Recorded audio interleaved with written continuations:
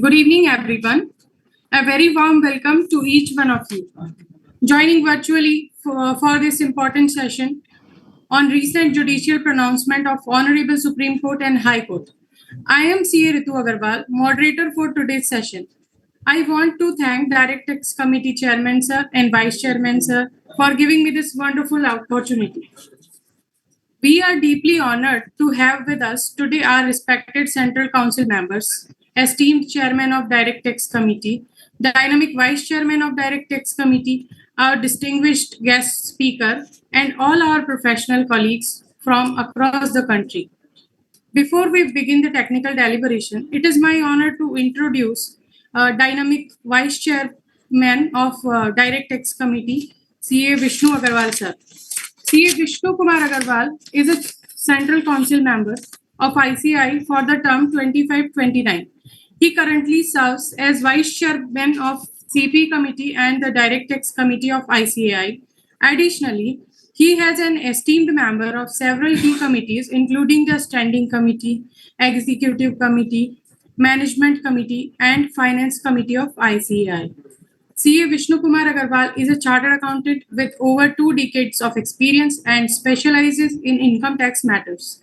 Sir is a renowned speaker and author too. He has delivered numerous lectures on direct taxes and litigation matters across various platforms.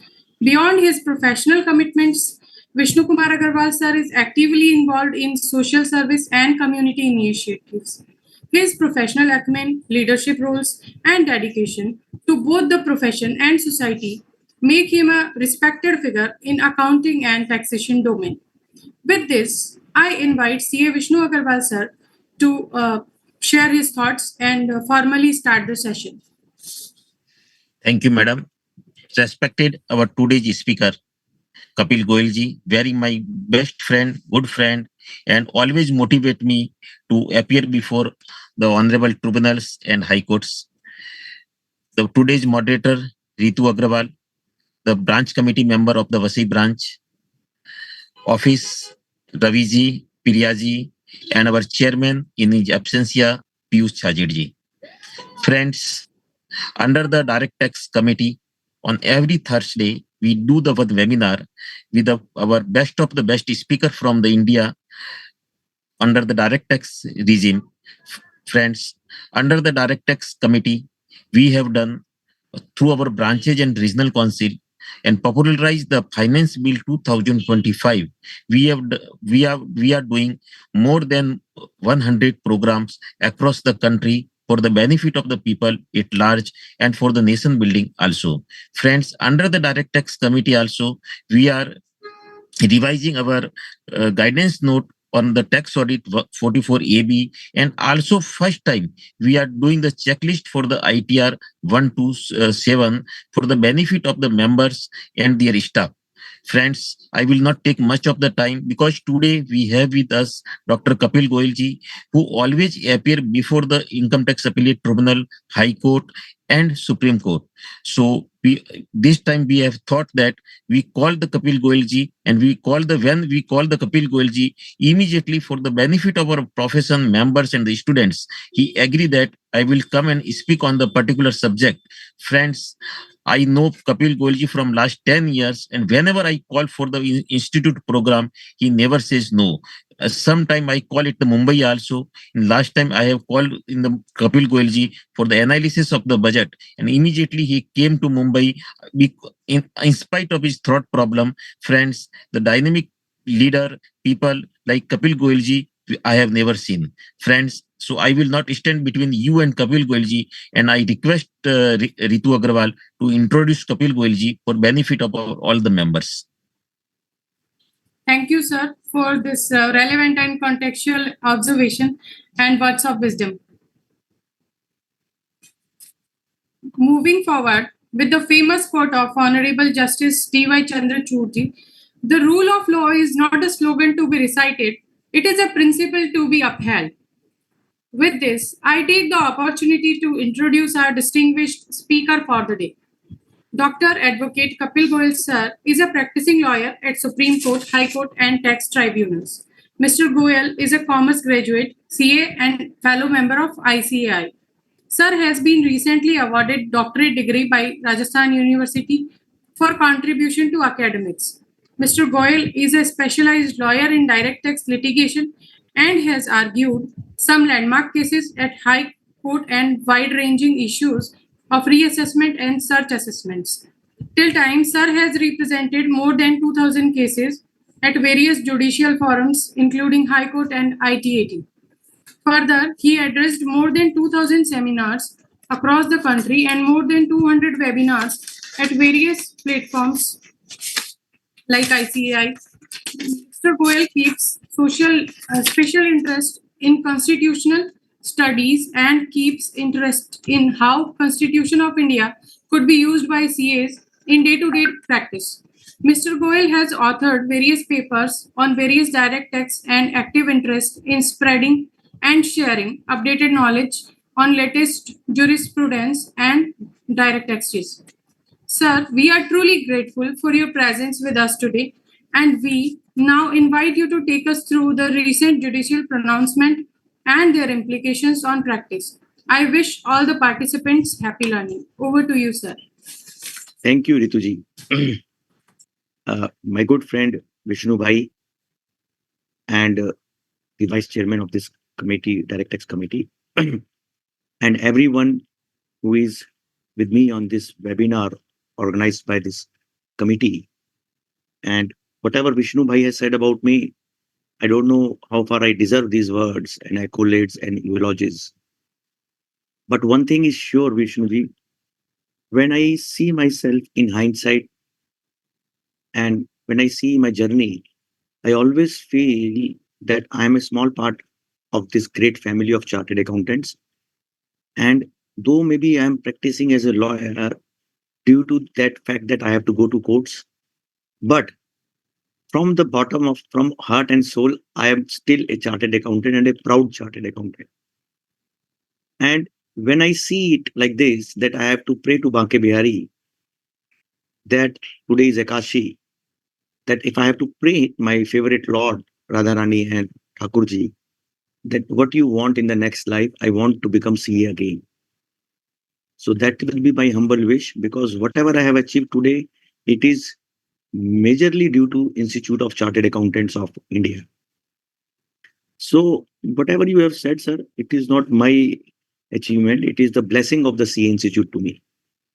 And it is another thing, sir, that whenever we sit in our family and when we discuss something healthy sense, that that gives us immense satisfaction, Vishnuji. So it is that spirit. You give me some duty, you people, you are our leader. I am not leader. I'm your sevak, or what you say, and in a sense, that sense. So this leader word does not come to me. I am your small soldier. You people are our leaders, and what you say, kaptan and all those. Thangal is a word when you say somebody is a great leader. Thangal. So it is like this, sir, that our institute keeps very doing great things. As you rightly said, the income tax bill is in the public domain, and institute is spreading awareness about it. And you must be giving good suggestions from the on the behalf of the fraternity and profession. And I have seen, sir, with all due respect, Vishnu Bhai, whatever I have learned in my life from the being practicing at the courts, Rituji, that I see that at times, with all due respect, the the approach to precedents, Vishnuji, see, precedent, law of precedent or doctrine of precedents is a very important doctrine. Salmond said, what is the role of precedents in any civilized jurisprudence? What is the role of precedent? So precedent, from common, being a common law jurisdiction, India is also a common law. So many things are coming from jurisprudence, what judges have said, that become common law. You know how common law evolved. So jurisprudence and these precedents are very important, like are important part of any jurisprudence, any civilized judicial system, because they gives you some set of certainty, Vishnu Bhai, and consistency and predictability. Without certainty, without consistency, without predictability, a litigant or a taxpayer, for that matter, will not be able to perceive himself where he stands in terms of the law. So precedents in the terms of law, if I use the word of Justice Khanna Saab, who is today also our Chief Justice, and his next Chief Justice will be Gavai Saab. So Khanna Saab has written an order in a 7-judge bench order of arbitration law with Dr. D.Y. Chandrachud. And he has stated, Rituji, his lordship, that what is the role of precedents and what is the role of sticking to precedents. Supposingly a precedent is not obeyed, Vishnu Bhai, what will happen?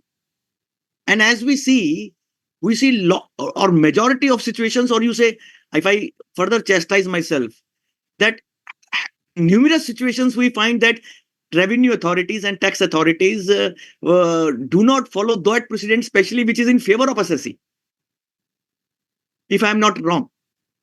Now, those precedents which are against assessee are used in a mechanical sense somewhere, with due respect, and the precedents which are in favor of assessee there. But I am on majority, what is the role of precedents? See, Rituji talked about, Rajesh Bhai quoted Justice Chandrachud Saab also. Now, Rituji, that Indian Constitution has a very important theme underlined, rule of law. Now, if you don't have precedents, then you will not also have rule of law. So rule of law is a very important constitutional doctrine, and precedent is also a very important doctrine of the entire legal system. So Vishnuji, precedents have to be followed, not only followed, respected, obeyed, and consistently applied. If the constitutional, what you say, things are to be, values are to be followed. Article 14, Article 19, Article 21, Vishnu Bhai, of Constitution of India. These are three important articles: Article 14, Article 19, Article 21. Now, Article 14 says right to equality. What is right to equality? That you will not treat equals as unequals and you will not treat unequals as equals. So, if you are not following precedents, if you are not following some settled law, if you are not following the wisdom laid down by the higher court, then there will be total anarchy, chaos. And there will be litigation like anything, and which is happening today. Vishnu Bhai, you have also seen it. You also practice in this kind of litigation, 148, etc. Section 148 has been one of the area in the Income Tax Act, reopening of assessments, which has seen maximum litigation. And one Supreme Court ruling, which I would like to start my discussion from, is Honorable Supreme Court decision in case of Union of India versus Rajiv Bansal, 469 ITR, page number 46. And what this judgment is about, this judgment discusses 90,000, 148 notices, 90,000 approximately, which seen extraordinary litigation in first round and then in second round, and probably now there is also going third round, if I'm not wrong. So first round was Supreme Court decision till Ashish Agarwal, Union of India Ashish Agarwal, 444 ITR page 1, when Justice M.R. Shah Saab wrote that order, and he used Article 142, his power of complete justice. Now that 90,000 notices at that time, or 9,000, 90,000 notices converted to new law from old law, from old 148 to new 148 by Ashish Agarwal. Now, after Ashish Agarwal, there came this epochal and path-breaking order of Honorable Supreme Court of India in case of Union of India versus Rajiv Bansal by 3-judge bench order, where Justice Manoj Mishra, Justice Padiwala was also there, and order was authored by Dr. D.Y. Chandrachud, the then Chief Justice of our country. Reported in Rajiv Bansal 469 ITR 46. Now, Vishnu Bhai, this order is again like, if I say, Piyush Bhai has joined us probably. Chairman Sahab, Namaskar. So, Ram Chajar Sahab. Sorry, I got delayed. Please continue, Kapil ji. कोई बात नहीं sir, आप बड़े आदमी हैं, late हो जाते हैं, हमारे जैसा थोड़ा वकील है कोई Supreme Court, High Court, tribunal के. Sorry sir. तो क्या है पीयूष भाई, आपको देखकर ना, जैसे हम तो हैंडसम है नहीं, sorry I am taking liberty, हम तो बड़े अजीब से हैं. आपको देखकर हमें एहसास होता है कि हमारा भाई इतना अच्छा है, और हमें अच्छा लगता है आपको और देखकर sir. Thank you very much. Thank you Kapil. तो कहाँ थे हम विष्णु भाई? 469 ITR 46 Honorable Supreme Court order in Union of India versus Rajiv Bansal. Now this order, Chajar Sahab, has seen tumultuous litigation in income tax. मतलब अगर एक अध्याय लिखा जाए, if one chapter is to be written in the income tax law, at a special, that what is special, that this Union of India Rajiv Bansal is in itself a law in itself. Generally, we say precedents are not like this, that when Parliament makes the laws, courts declare what is the written in the law. Vishnu Bhai, there is a difference, that judiciary does not make laws. Courts does not make laws. Courts propound, Chajarji, what is written in the law. Now, there is a difference between making of the laws and declaration of the laws. Now, what Justice Chandrachud Saab written in this Rajiv Bansal case I was talking about in 148 matter, 90,000 notices cases, there are some so many important prepositions, Chajarji. If one looks it from perspective of section 148, that is one part of Rajiv Bansal. If it is looked from another part, that evergreen very important principles which Justice Chandrachud Saab has written and which is applicable across the board, even in GST and other laws. So I called out some principles, sir. One principle which I want to submit, which Justice Chandrachud has very profoundly stated, is the importance of assessment in any tax law. What is the importance of an assessment in the tax law? He cited Thomas Cooley, and he says that one of the most critical function in the income in any tax law is assessment of the tax, assessment of the income or assessment process. Now, when Justice Chandrachud said that assessment part is one of the most critical part, it means that ki assessment sahi se hona hai. Assessment has to be done in proper manner and in legal manner and in authorized manner. When I see this theorem or preposition set up by the Lordship, that assessment is one of the most important part in tax system ecosystem, it reflects that key assessments which are done today in faceless mode also and otherwise, if they are procedurally defective, if they are inherently defective, if they are jurisdictionally defective, then they cannot stand the law. They cannot pass the test of the law. So importance of assessment cannot be undermined. Number one. Number two, sir, His Lordship has very categorically and succinctly stated. Now, you have got, Charger Sahab, this point one, that assessment in any tax law is one of the most critical. Now, department cannot say assessment is just a procedural thing, Sahab. And if there is any mistake, deficiency, then it should be pardoned and cured and it should be condoned. If Supreme Court decision Chandrachud Sahab has to be seen and Thomas Cooley, where he cited, has to be seen, then assessment process has to be properly done. Second part is, sir, His Lordship says that entire process of 148 and income tax reassessment and assessment is a quasi-judicial process. Now, it has been said earlier also that tax assessment is a quasi-judicial act, but he says it in a different tone, that quasi-judicial because it prejudicially affects the rights of the assessee, and there are various judicial, because there are the powers vested in them, the authorities are regulated by the law. Now, what does this means? Income tax authority exercising power of tax assessment or reassessment are regulated, their powers are regulated by the law, so they are discharging quasi-judicial function which prejudicially affect the taxpayer also. Third point, Chajarji, the Supreme Court has very beautifully said, and which is very important, is jurisdiction importance. Jurisdiction. As a student of law, sir, sometimes when we go in the courts, the word jurisdiction is used many times. But what is the right connotation of the word phrase jurisdiction, sir? I quote just Supreme Court, Justice Chandrachud's order.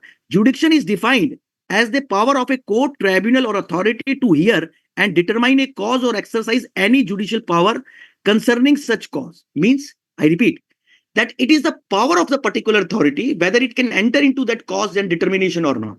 So, various tax assessments which we face and which we are handling are having jurisdictional issues in them, because there is an issue that whether that authority could enter into that area or not, whether that authority can use that assessment process or not, whether that notice can be issued or not. So jurisdiction is defined as the power of a court, tribunal, authority to hear and determine a cause or exercise any judicial power. Supreme Court emphasized, I emphasize on these words in this regard, the revenue officers must have requisite jurisdiction to perform their functions and responsibilities following the provisions of the Act. I give an illustration, sir. If an authority is issuing me a notice, he has no jurisdiction over the assessee. That jurisdiction is with some other authority. Then he can't issue me the notice. Like there is a very serious issue, Chajarji, which is going across country, which is again affecting lakhs of notices. Lakhs. It was affecting 90,000. There is a controversy going across country, sir, that whether in the new regime of 148 notice can be issued by in the faceless mode or it should be issued by judicial officer, sir.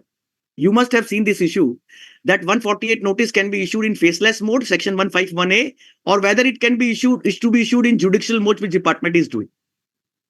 So this issue of JAO versus FAO, we say in a summary sense that judicial assessing officer is empowered to issue the notice, or faceless assessing officer is empowered to issue the notice. So this issue is impacting lakhs of notices, sir. And so already various high courts have taken the view. Latest being the Rajasthan High Court in Chhajar's case, Saroj Devi Chhajar's case, where Justice Pushpinder Bhati has said that notices are to be issued in faceless mode, 148. But Bombay High Court has already taken the stand in Hexaware, Justice K.R. Shriram, Hexaware, 464 ITR. And Telangana High Court was the first High Court to take in SSC's favor, Justice Shyam Kosh's order in that Kankanala reading.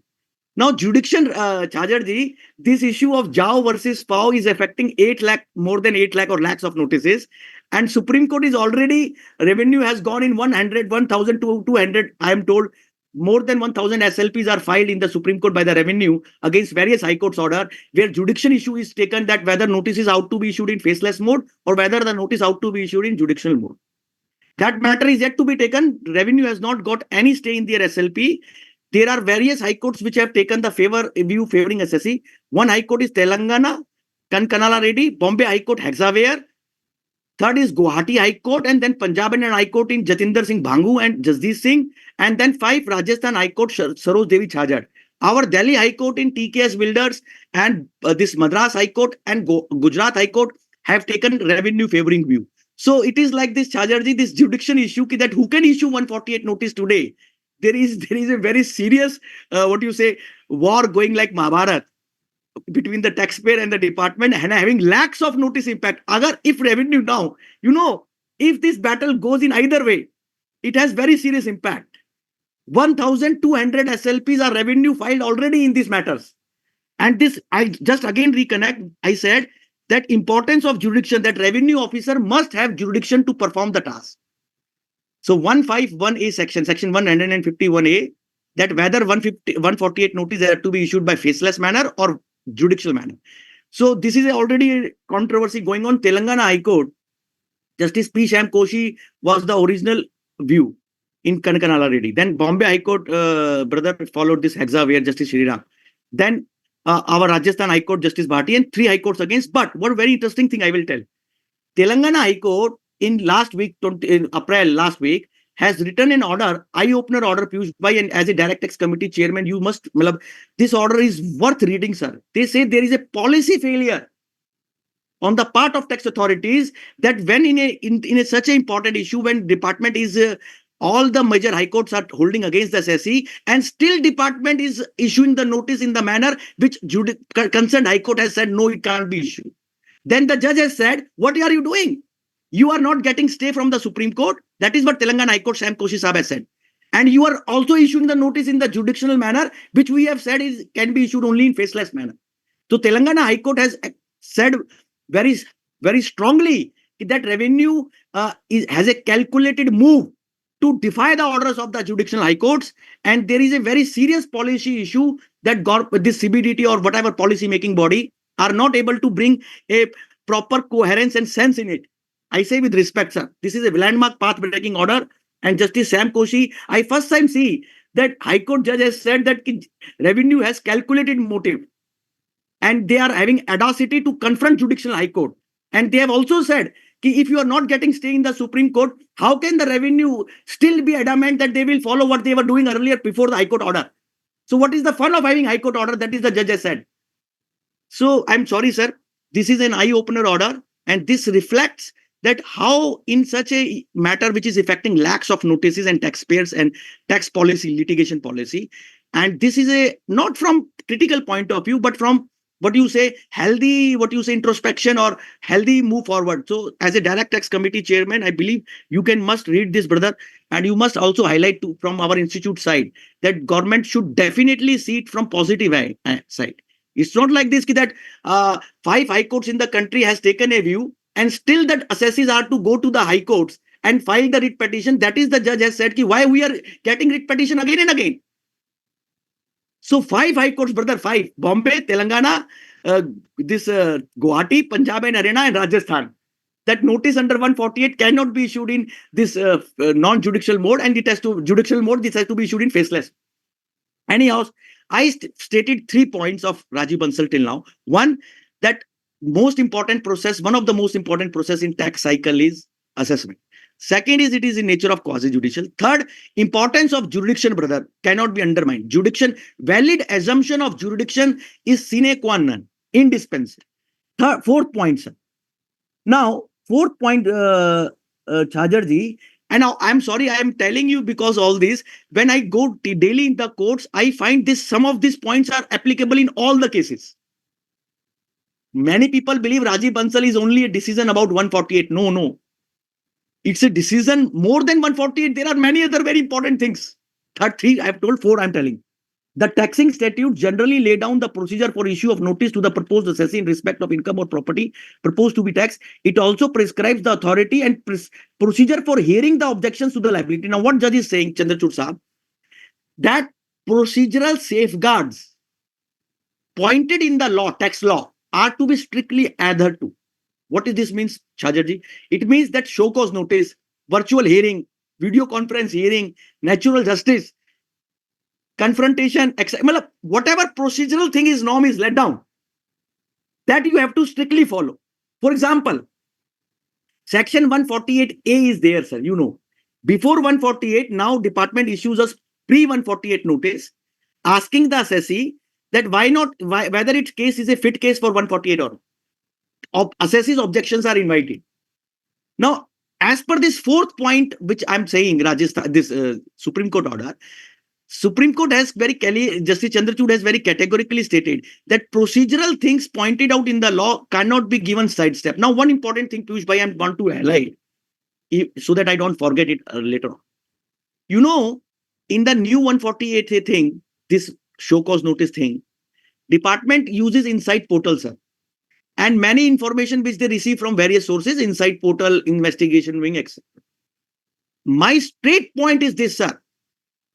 Whether revenue is not under the duty to supply with the show cause notice all the relied upon material to the taxpayer for its rebuttal.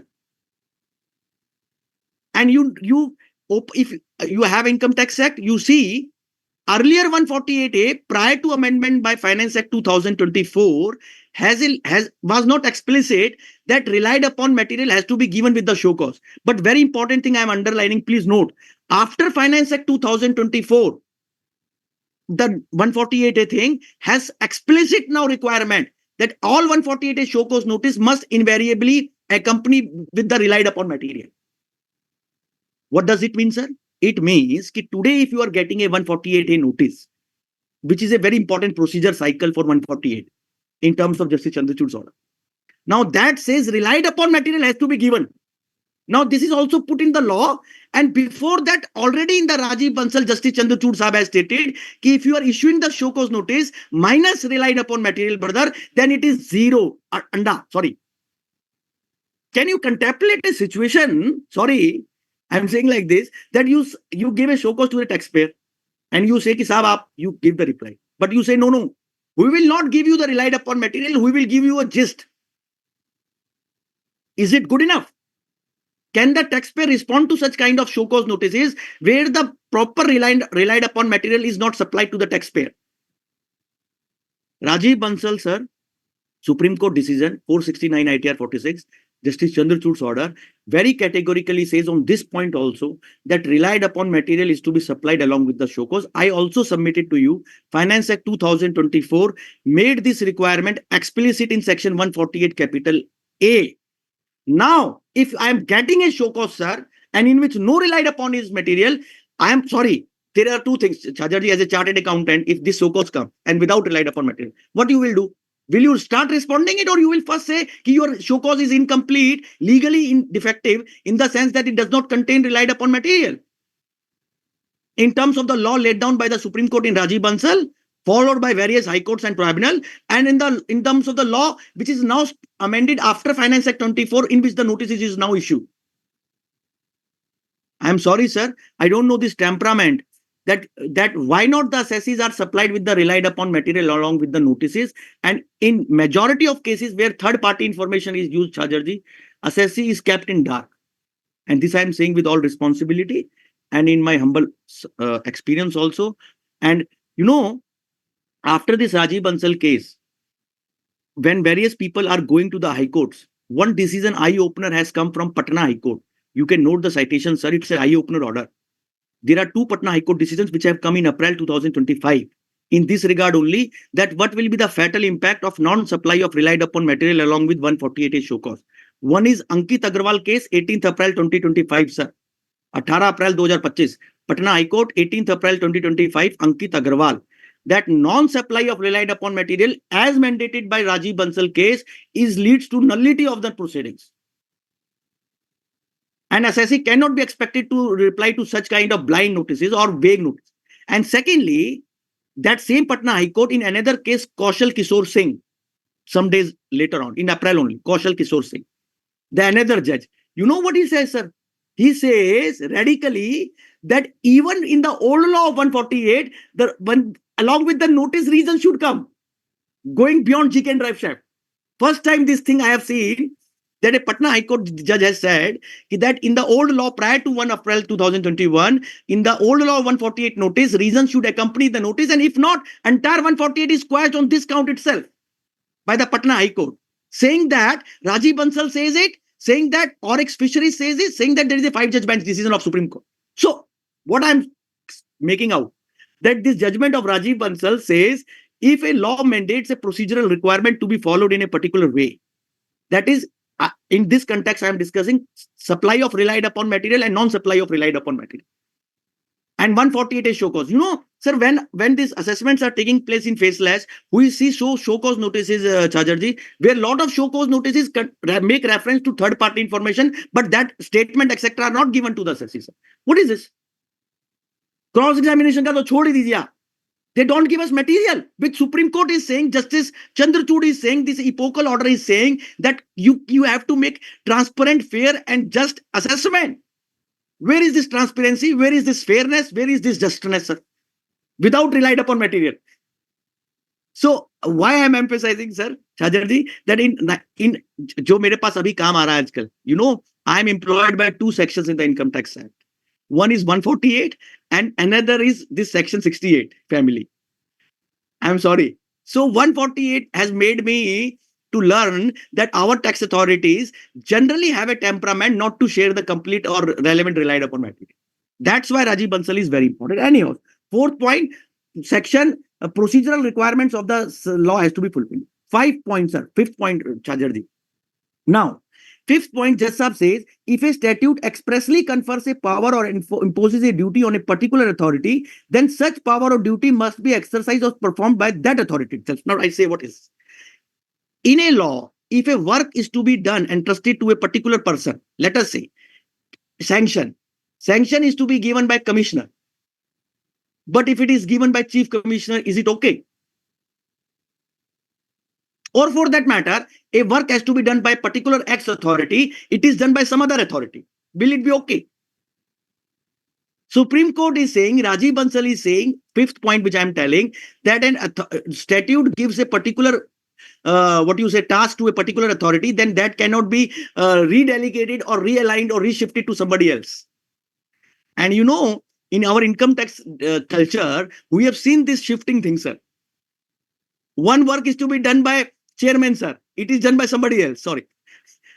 It can't be done. There is a Latin maxim that you have to, the law gives a particular confidence to a particular authority, then that authority only has to be satisfied, sir. Now what department says, Chajarji, if a task is to be done by CIT Saab, but it is done by CCIT Saab, then higher authority has done it, so it is okay. What is this? Is it okay by that point? If CIT has to do something, but CCIT has done, will it be said that it is okay because CCIT has done it? Sorry, how is this possible? So because the law says ki what work has to be done by a particular person cannot be, shifted or given to anybody else. This is fifth point. Sixth point. And sixth point, Chajarji, is very, very, very, very again important. That section 148, reopening of tax assessment in the income tax law, which we say in foreign countries as back assessment also. You know, back assessment means back assessment. So this reopening, Justice Chandrachud Saab is saying in the sixth point, which I have made, that it is subject to fulfillment of preliminary conditions stipulated in the Act. What is this, Chajarji? Preliminary conditions, sir. You know, in the Income Tax Act, current law 148, there is a thing that if you go beyond 3 years, there are special conditions which are to be fulfilled. 50 lakh amount, etc. There are 3-4 conditions. Sir.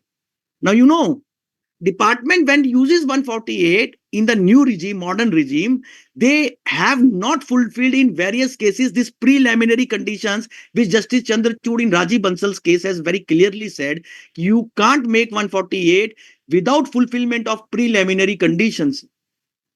And Chajarji, I am telling you, I have seen different kind of 148 floodgates of being opened of this explanation 2 to section 148 deemed escapement, which was saying that due to search, you can directly issue 148 without 148.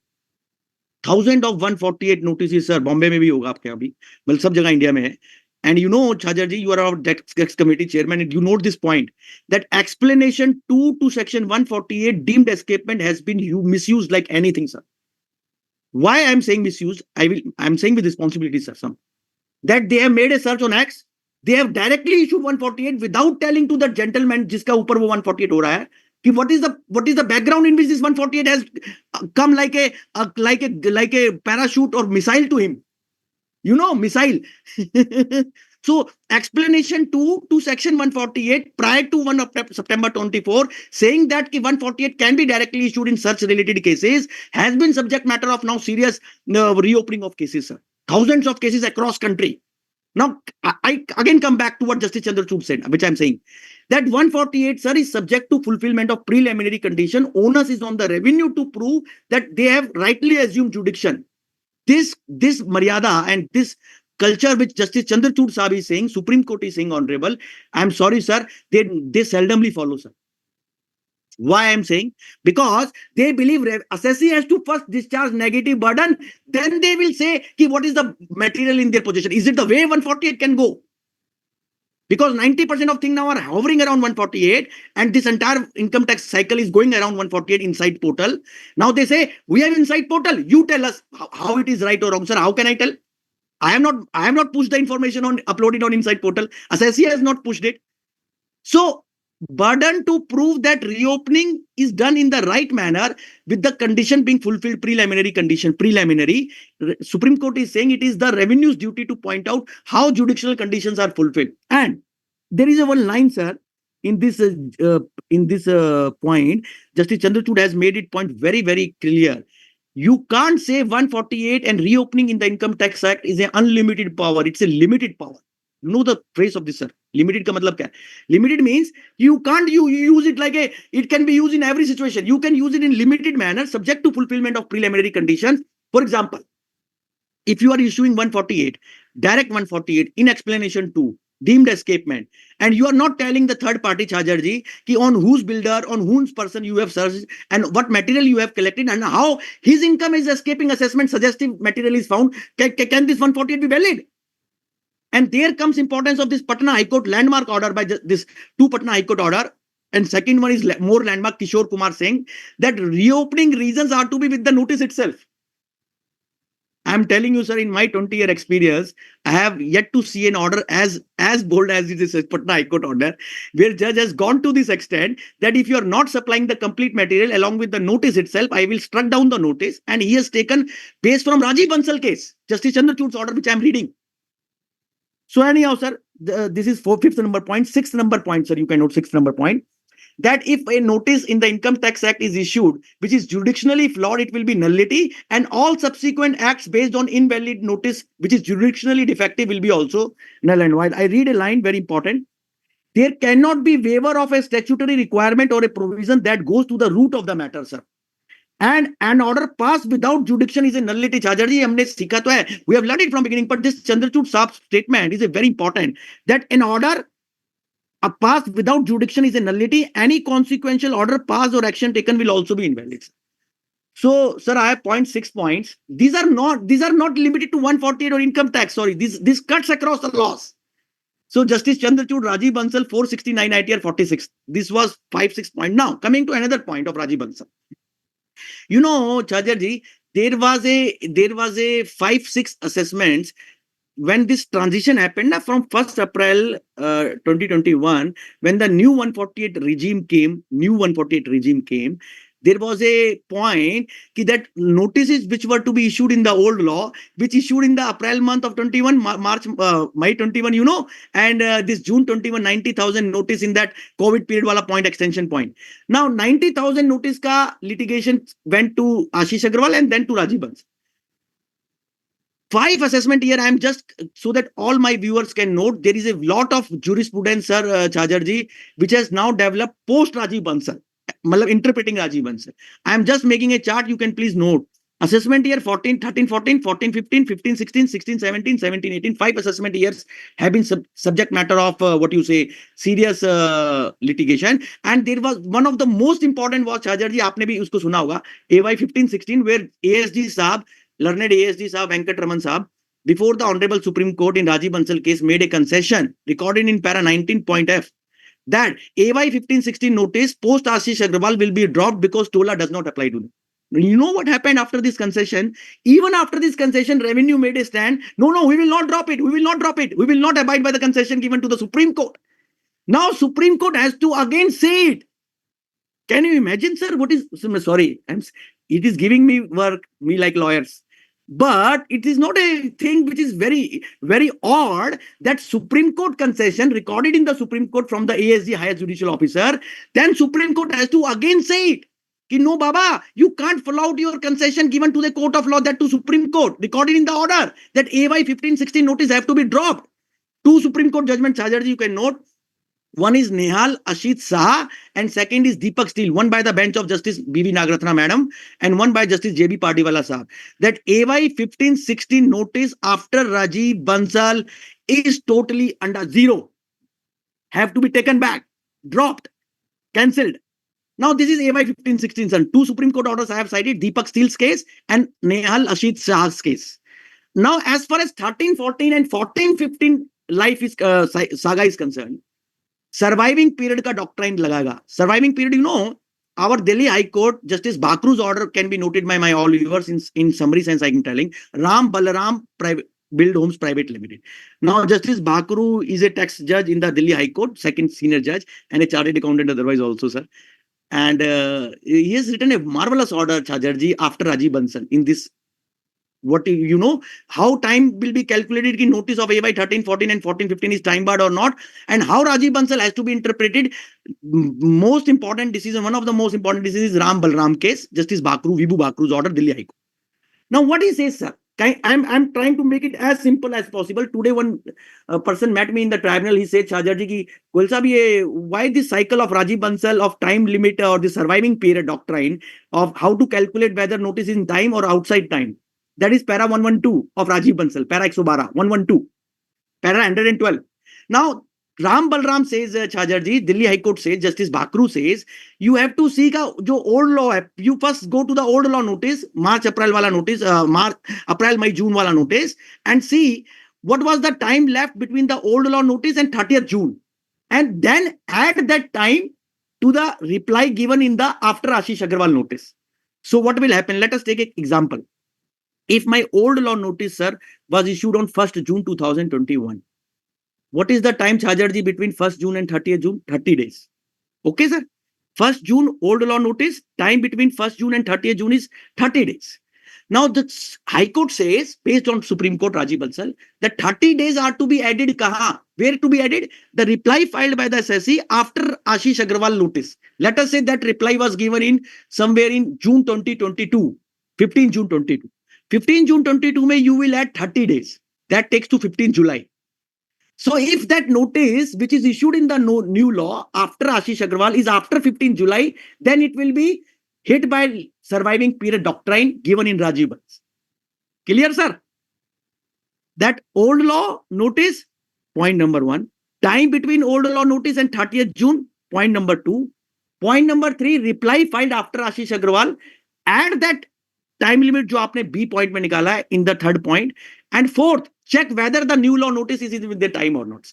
So broadly speaking, as per Ram Balaram case of Delhi High Court, interpreting Rajiv Bansal for AY 1314 and AY 1415, notices of June will be in troubled water, Sajarji, will go in majority of the cases. Are you with me, sir? June 2021 notices.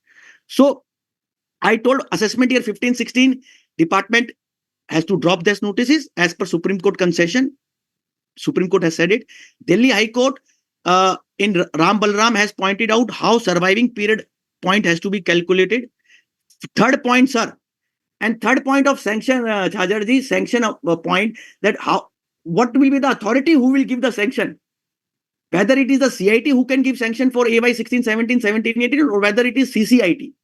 So courts have interpreted Rajiv Bansal that after Rajiv Bansal also, section 151 sanction provision has to be strictly applied, that if on the date on which notice is issued, a particular authority is the specified authority and that has not given the sanction, then notice will go. So third point I am talking about assessment year 16-17 and assessment year 17-18 sanction issue 151 specified authority issue. Para 73 onwards of Rajiv Bansal have been applied in various cases after Rajiv Bansal to hold that if sanction is not given by the CCIT in a particular case, notice is issued after 3 years, then Rajiv Bansal will hit it. So I have tried to broadly make a sketch of AY 13-14, 14-15, 15-16, 16-17 and 17-18. So, Chajarji, I have covered Rajiv Bansal. Now I switch to other decisions of the Honorable Supreme Court, sir. I have made a small note also, and given the time limit with me, sir, I will try to cover as much possible Supreme Court orders, sir. Chajarji. Chajarji, you can also intervene wherever you want. You are most welcome, brother. I would love to have your voice, sir. No, sir. Go ahead, sir. So, Rajiv Bansal, you are got yes. My point, sir. I believe this is very important thing. Right, and sir. You know, Rajiv Bansal ke baad, lot of things is happening in the country. Now, this decision Rajiv Bansal has become, I'm telling you, it is something like Sundarkand and Ramcharitmanas that one has to read it again and again. There are so many great things written in this order that when it came in October 2024, we did not knew. But now when we are applying it, sir, I am telling you with all my humility at my command that Rajiv Bansal is a great order. In a sense that some principles which have been said in this order are absolutely great, sir. Now I come to first decision of the Supreme Court in K. Krishnamurthy's case. K. Krishnamurthy case is the Supreme Court order reported in 473 ITR 557, authored by Honorable Justice Manmohan Saab in relation to Section 271 AAA, penalty relating to such provisions. Now, this Section 271 AAA deals with penalty of some years like specified year, which is open year for which assessment is not yet completed, etc. Now, there has been a litigation going on how you have to interpret Section 271 AAA kind of a section, whether it is a mandatory penalty or whether it is a discretionary penalty. And on whom the burden lies to prove that undisclosed income is there under Section 271 AAA. And third, whether it is to be applied in a liberal sense or in a strict sense. So Justice Manmohan, Honorable Supreme Court, has given this landmark order. Again, I say the citation of K. Krishnamurthy is 473 ITR 557, authored by Justice Manmohan. Now, first point preposition in K. Krishnamurthy's case is that this penalty provision is not mandatory. It is discretionary. So, Supreme Court has made it clear that this penalty provision can never be mandatory because the word used in this provision is may. Amount is fixed, but discretion is there. Second point, sir, Supreme Court has said, Chajarji, in this order of K. Krishnamurthy, is that assessing authority, when it has discretion, what is the meaning of how a discretion is to be used in any law? Supreme Court Justice Manmohan has said that discretionary power is not unfettered, unbridled, uncanalized. Discretion means sound discretion guided by law. It must be governed by rule, not humor. It must not be arbitrary, vague, and fanciful. I take a point, sir. Supreme Court Justice Manmohan K. Krishnamurthy case. What are the valid exercise of discretion, sir? Ki discretion cannot be exercised on base of humor, arbitrary thing, vague, and fanciful. And I'm telling you, Chajarji, in my humble submission, lot of discretions which are exercised by tax authorities are done in the manner in which Supreme Court says they should not be done. That is humor, arbitrary, vague, and fanciful. And Supreme Court has cited some another order of another law that income tax law, this Section 271 AAA discretionary penalty has to be guided by proper law, not humor. Third point in 271 AAA in this order, sir. They say, sir, is section 271 AAA has to be applied strictly.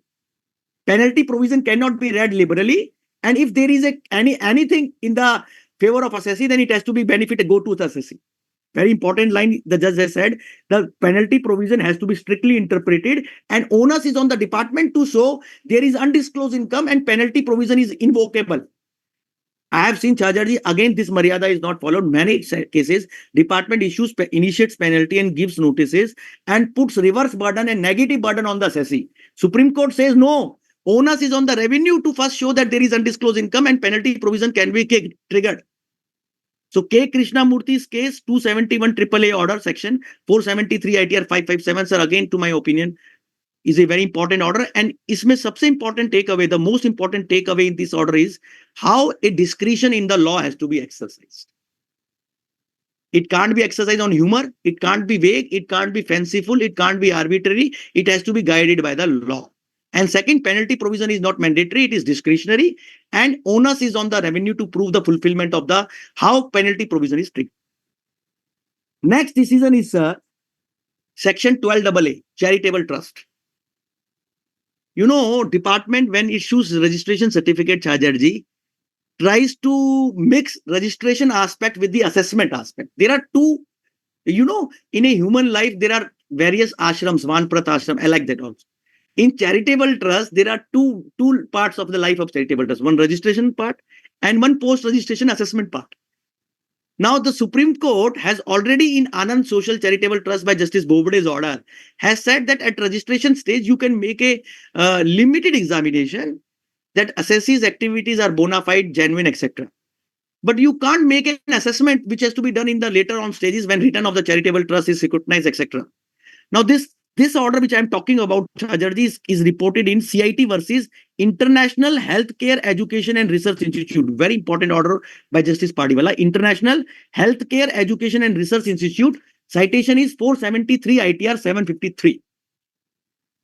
473 ITR, page number 570, page number 753, sir. In this case, ASG of the government said the earlier order of Anand Social is wrong and it should be referred to the larger bench. Supreme Court says, no, we will not follow this request of ASG, and Anand Social case will not be referred to larger bench for reconsideration.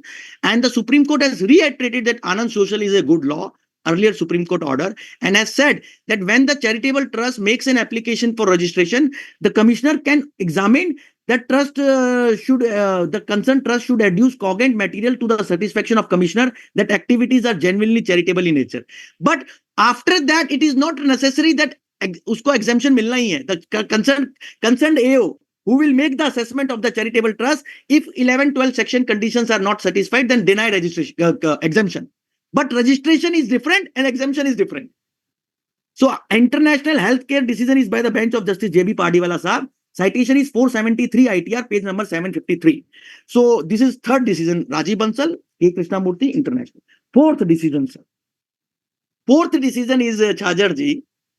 You know, you must have also seen in your practical career, sir. What is that power, I'm asking you? Which income tax authorities use when they are unhappy with an assessee? Unhappy is a very important. 148 ke alawa. 148 is one. There is another power which the revenue authorities very regularly use with all respect in the income tax ecosystem.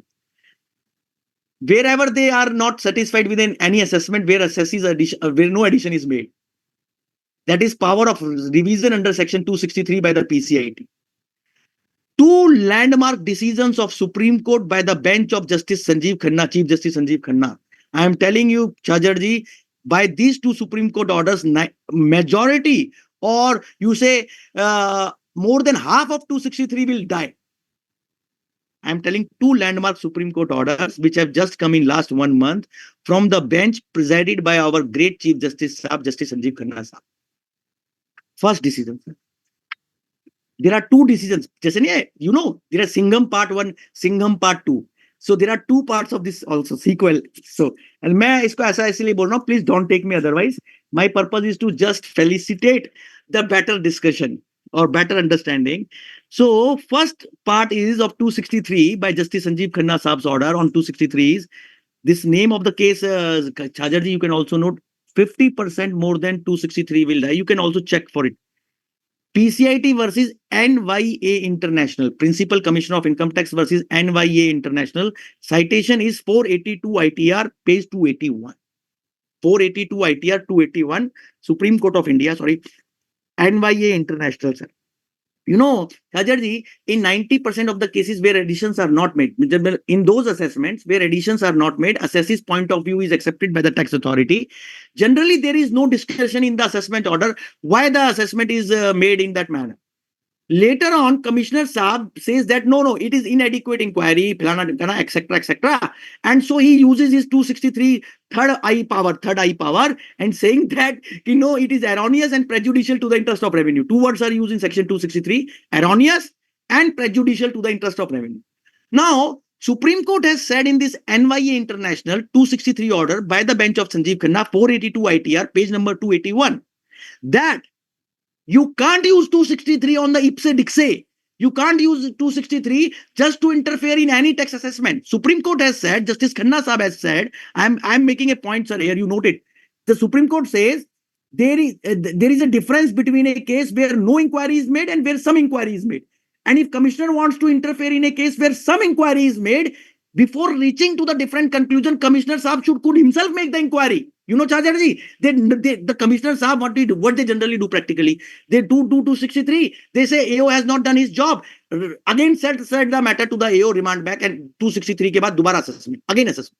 But Supreme Court says, if in an assessment already done, assessing officer has made some inquiry, if Commissioner Saab has to validly use his 263 third power, I power, then he has to himself make the inquiry and show that earlier assessment was faulty assessment, and then make out a case that there was some shortfall in the revenue.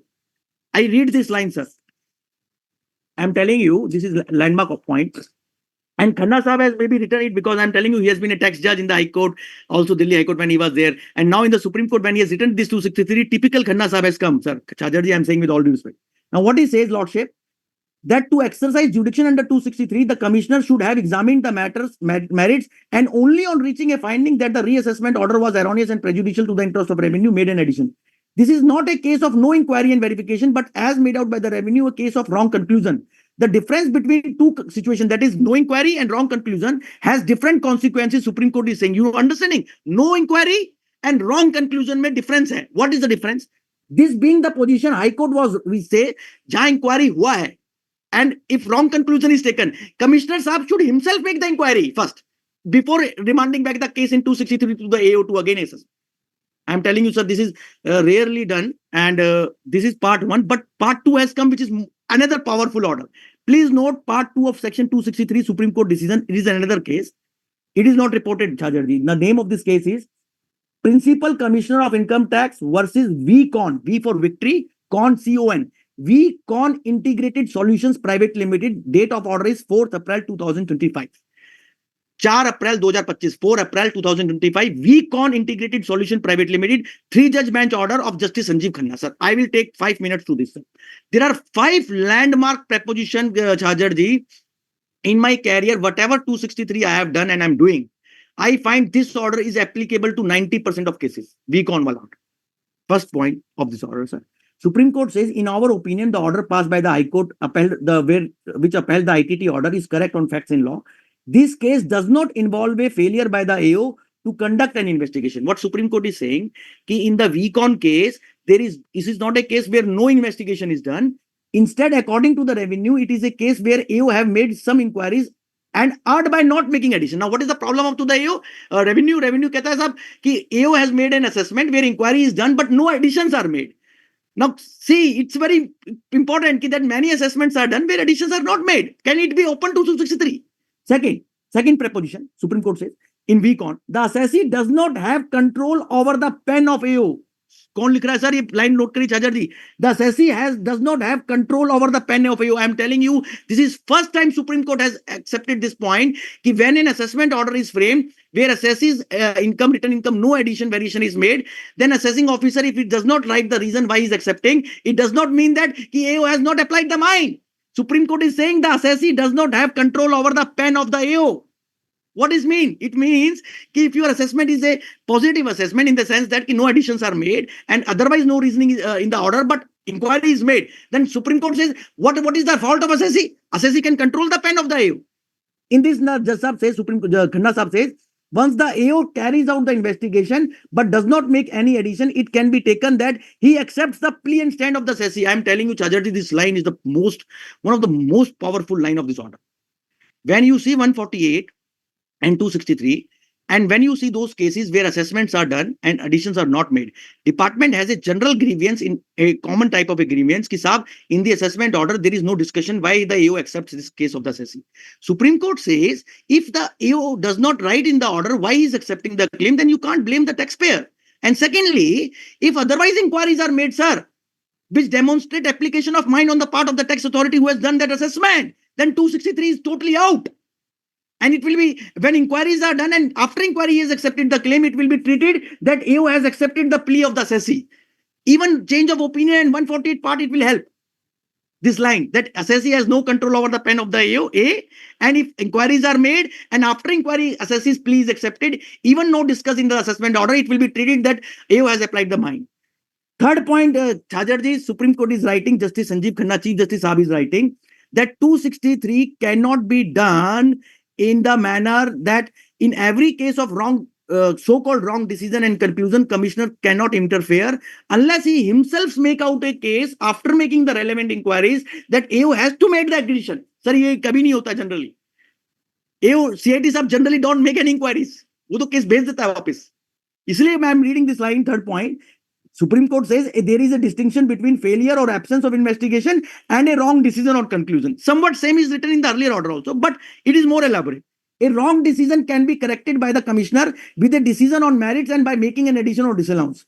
So Justice Khanna is saying, to put the long story short, if a commissioner has to validly interfere in 263, sir, and make a remand, in a case where assessment was done, some inquiries are made, then he himself has to make the inquiries, and he cannot just set aside the assessment. Assessee should again go to the AO and make the set aside assessment. So these 263 two orders, Chajarji, NYA International is reported in 482 ITR 281. Weak on integrated is the 3-judge bench order which has come on 4th April. To my mind, all our viewers should read these two orders and they may really help them to face various 263s. Okay, sir? आगे चलें? Okay. Now, I'm slightly speeding up because I have to discuss some. ये मेरा one paper भी complete नहीं होगा otherwise. I'm low strikes, slow strike rate person. There is a very interesting order, Chajarji. You must have also seen, sir. Today also some senior advocate in the ITT was telling me about it. You know what has happened in a civil suit matter by the bench of our honorable bench of Supreme Court Justice Padiwala and Madhavan Saab. In a civil suit matter, there has come a Supreme Court order where the Supreme Court has directed all India tax authorities and registration authorities, wherever any cash transaction is found, it should be immediately intimated to the tax authorities for action of penalty under Section 269 ST. Note the name of this case. It is being talked about very heavily. The name of the case is the correspondence RBANMS Educational Institution versus B. Gunashekhar. This is a Supreme Court order authored by Justice Mahadevan, where 3-4 paragraphs are written by the Supreme. It's not income tax case. It's a case where civil suit was there, sir. You know, one party has given some cash to the another party, seller and buyer. Now Supreme Court says, now usko to kuch hua. But you know what this case has done now? This case, Judge Sahab has given direction to the all state authorities and chief commissioners and entire country for strict compliance that wherever any cash transaction is found in the immovable property transaction, same should be immediately intimated to the tax authority for remedial action and penal action under Section 269 ST. The implication you are understanding, sir? If I read those lines, what direction, the manner in which the Honorable Supreme Court has used, they have said कि if a particular authority fails to intimate, uska bhi discipline action hoga. This is written in it. And they have cited section, it was not income tax matter, it was, I'm again telling, civil suit. Some property dispute in which cash transactions surfaced. Just have become anguished by this fact that this is violation of Income Tax Act, Section 269 ST. And they have given pan-India directions to the various authorities state register, this document registration wala authorities, that wherever this thing is found, Chajarji, they should immediately bring it to the notice of the concerned assessing income tax authority and chief commissioner, and they should take remedial action under section 269 ST. What do you make out of it, sir? Now, today when a senior advocate साहब met me in the tribunal, he said, Kapil भाई कि अभी तो बहुत सारा case penalty का इसमें खुल जाएगा और अभी तो डिपार्टमेंट इसका बेस पे ही 148 बहुत सारा कर देगा रीओपनिंग और पेनल्टी लगाने के लिए नोटिस दे देगा. I am sorry, sir. My humble submission on this B. Guna Shekhar order, you can note. Firstly, this is not a case where the Supreme Court was directly seized with section 269 ST. Secondly, sir, they have said that it can be recommended for action. They can't say that penalty will be levied, because in income tax law, if a person proves reasonable cause or good and sufficient cause for doing this cash transaction in violation of 269 ST, आपको पता है ना, 269 ST is a provision which says that you can't do transaction of 3 lakh, 2 lakh. What is this?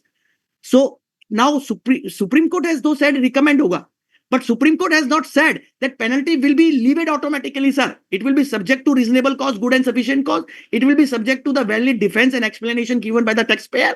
And it will be subject to the bona fide and genuineness of the transaction, which Supreme Court has already said it.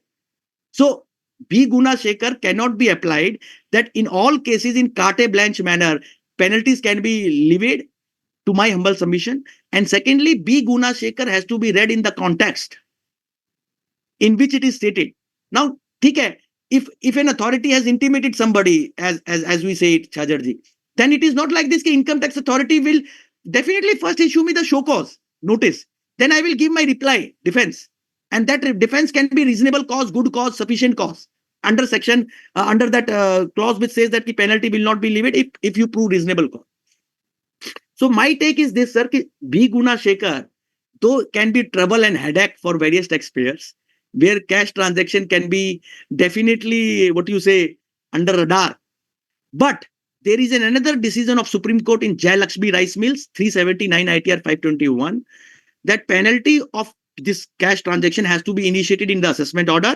And secondly, if a transaction otherwise is genuine, Chajarji, and the default is just mere cash transaction, but the genuineness of transaction is accepted, penalty cannot be levied. So B. Guna Shekhar is a decision which one should, it's this value, this judgment is more important, Chajarji, from preventive maintenance point of view, that taxpayer should, tax consultant should tell their clients, please desist from making cash transaction in light of this Supreme Court B. Guna Shekhar's case. Now I come to another case of Supreme Court of India, Honorable Supreme Court of India, in context of section 153 capital C, sir. Now this is a case, 153 capital C was a section where the cases were being reopened due to search of one person. The another person's case is reopened under 153 capital C. It was a provision applicable for search prior to 1st April 2021. Now what is happening, Chajarji? This 153 capital C section has also generated lot of litigation. There has been one decision of Delhi High Court in Saksham Commodities case 464 ITR, page 1, that 153 capital C cannot be invoked unless AO has in his possession assessment year-wise incriminating material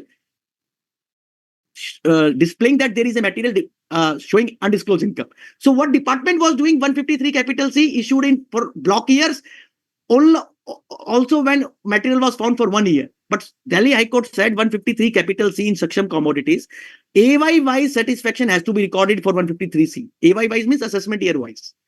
Now Supreme Court, you can note, Supreme Court has latestly given imprimatur to this Saksham Commodities case of Delhi High Court. Delhi High Court said 153 capital C section, I repeat, cannot be used until and unless AO has recorded satisfaction for assessment year-wise material depicting undisclosed income. This order is approved by Supreme Court.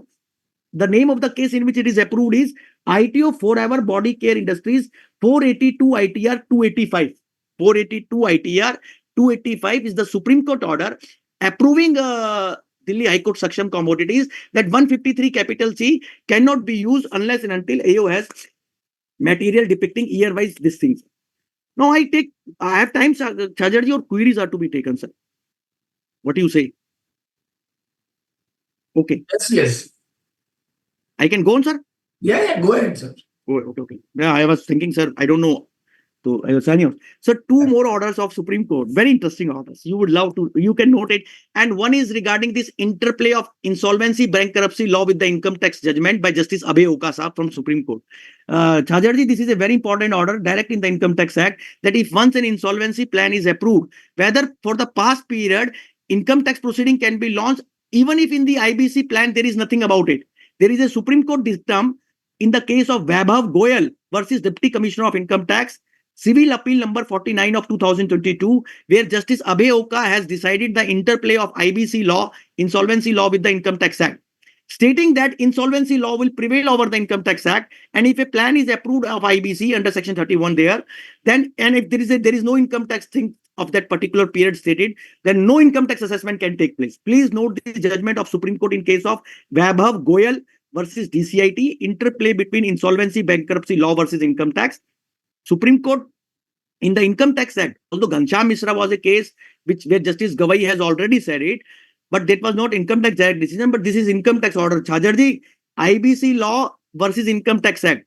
First court of income tax direct decision from Justice Abhay Oka, Supreme Court, in case of Vaibhav Goyal, that if insolvency plan is approved, income tax has to take the second seat and IBC will take the first seat. There is a dictum by Supreme Court in Vaibhav Goyal case.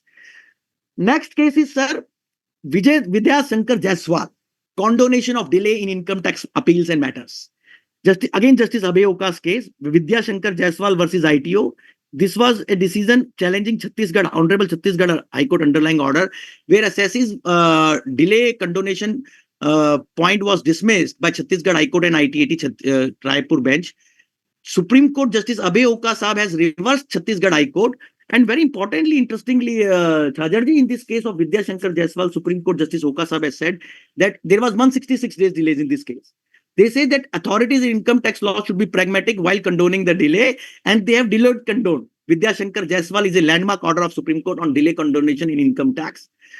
So I have fairly covered income tax decisions and one or two Supreme Court non-income tax orders. If somebody is interested, I can also tell 2 or 3 Supreme Court non-income tax decisions, but having large impact, sir.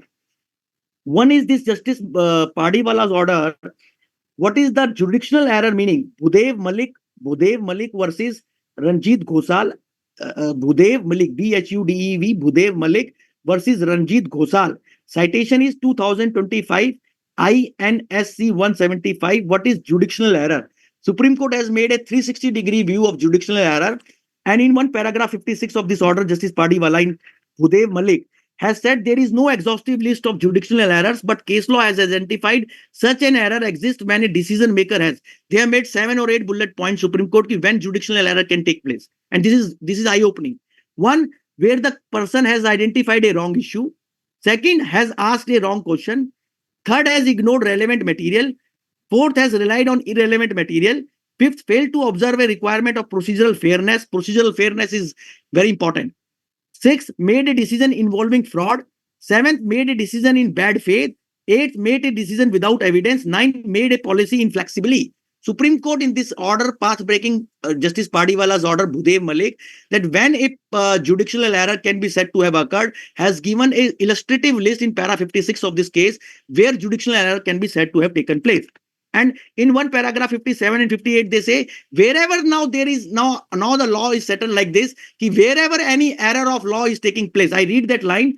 Now, every error of law is a jurisdictional error. Supreme Court says, if a decisive fact is wrongly understood, even then the decision will be outside jurisdiction. Chajarji, this Padiwala Saab's interpretation of jurisdictional error is a path-breaking order. I was telling that every error of law is a jurisdictional error. If a decisive fact is wrongly understood, even then the decision will be outside jurisdiction. So one can read this Padiwala Saab's order. Now I take another decision of Justice Sandeep Mehta Saab. What is the meaning of approval? You know, Chajarji, in the Income Tax Act, in my last 1 or 2 year practice of 148, sir, I need your attention. Chajarji, Chajar Saab, sir, Chairman sir,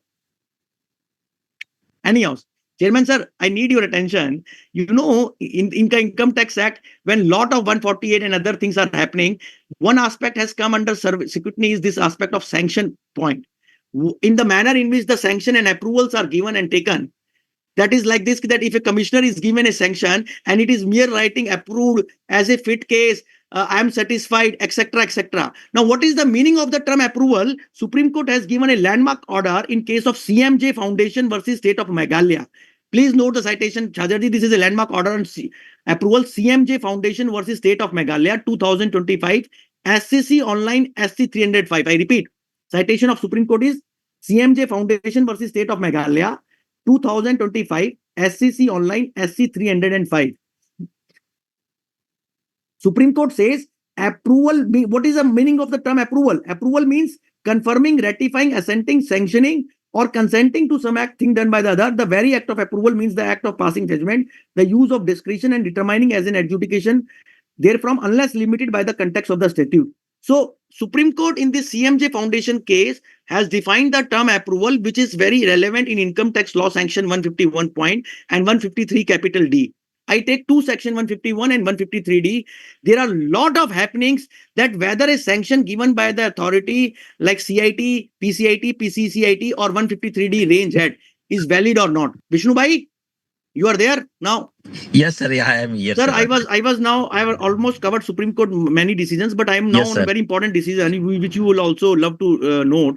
There is a decision by Justice Sandeep Mehta, Supreme Court judge, non-income tax decision. What is the meaning of the term approval?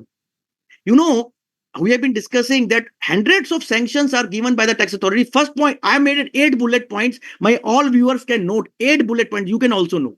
This is 8 points. I'm telling you, anyone may be applicable. First point is this, that sanction has to be supplied to the taxpayer along with the notice, reopening notice.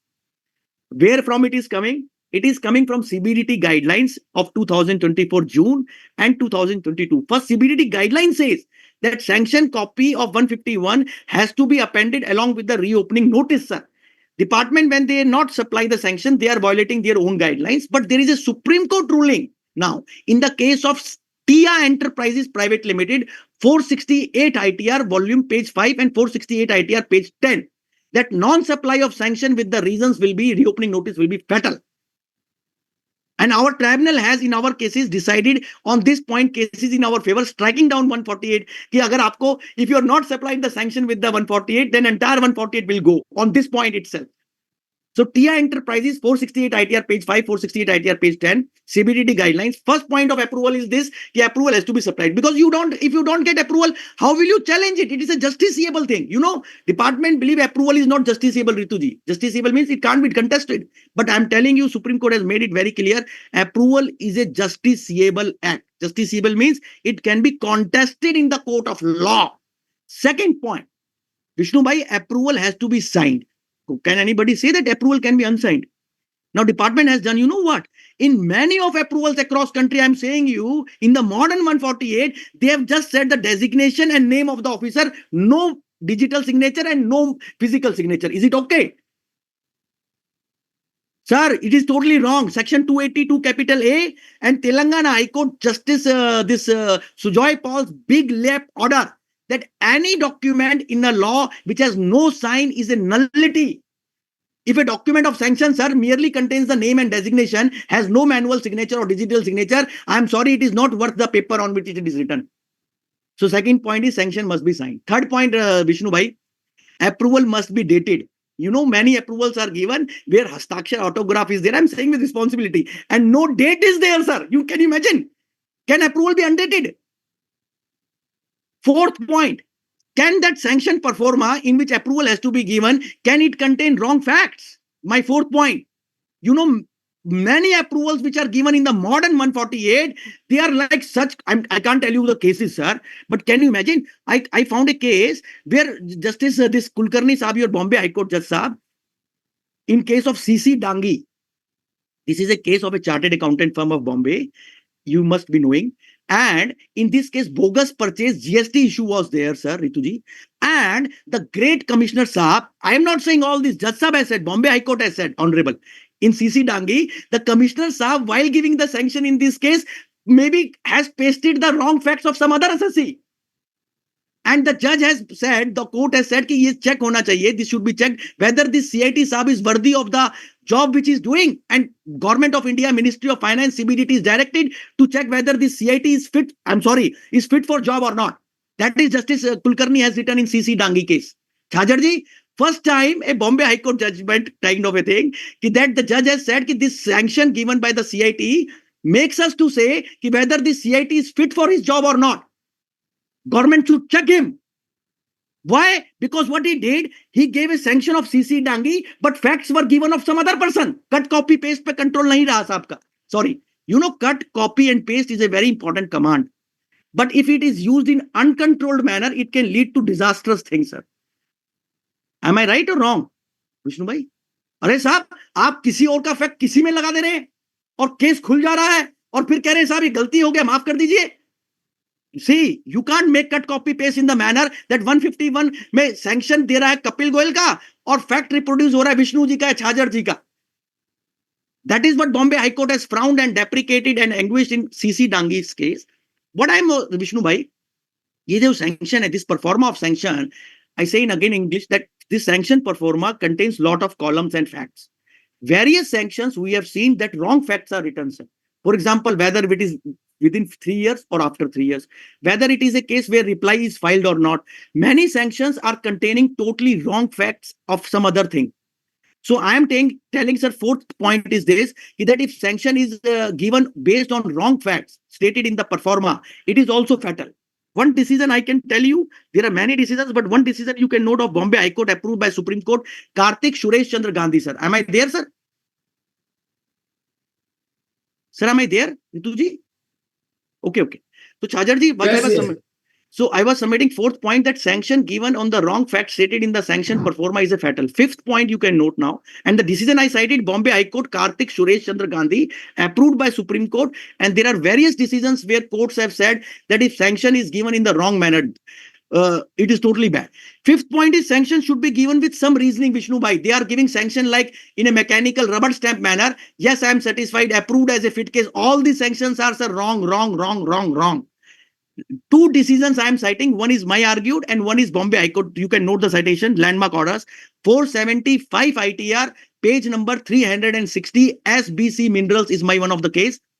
475 ITR, 360, Rajat Bansal Sahab was the chief commissioner and he gave 10,000 cases approval, I was told, Vishnu bhai. And in that case, he is written Chajarji approved as a fit case. So our High Court, Delhi High Court in 475 ITR 316 SBC Mineral has said this sanction is mechanical, invalid, without application of mind, rubber stamp, performa approved. Bombay High Court in Saraswat Cooperative 473 ITR, page number 205, saying that yes, I am satisfied it is a fit case is also a stereotype language, will not be valid. So fifth point I told, sanction cannot be mechanical, sanction cannot be stereotypes, sanction cannot be performed. Seventh point, sir. Sanction must be given by that authority who is prescribed in the law. It can't be like that sanction has to be given by X, it is given by Y. So sanction must be given by the relevant specified authority. Rajiv Bansal also said it. Next point, sanction must be given prior, not subsequent. You know what is happening, Vishnuji? Sometimes notice comes, sanction comes later on, notice comes first. Can it happen? So these are the 7 mantras of approval, sir. And this I have made, Vishnu bhai, after a lot of fighting. And now people say me, I have a very bad habit now. If you give me any case or attack me about any case, I will say you attack on sanction. Because somewhere or the other, Vishnuji, I am saying with responsibility, these sanctions are defective. These sanctions are not valid. These sanctions does not pass the test. Even with Justice Chandrachud has said in para 73 of Rajiv Bansal that sanctions are important safeguard. 153D safeguard of the search assessment. What is the fate of that? All these search assessment approvals are also without application of mind. 5 high courts in the country have said this range head search assessment serious approval are also in a performa manner. What they do, Vishnu bhai? 200 cases of various assesses, combined approval, saying that draft orders are approved under section 153D or as the case may be under 148B. I am telling a landmark order. Please note Delhi High Court Shiv Kumar Nayyar's case.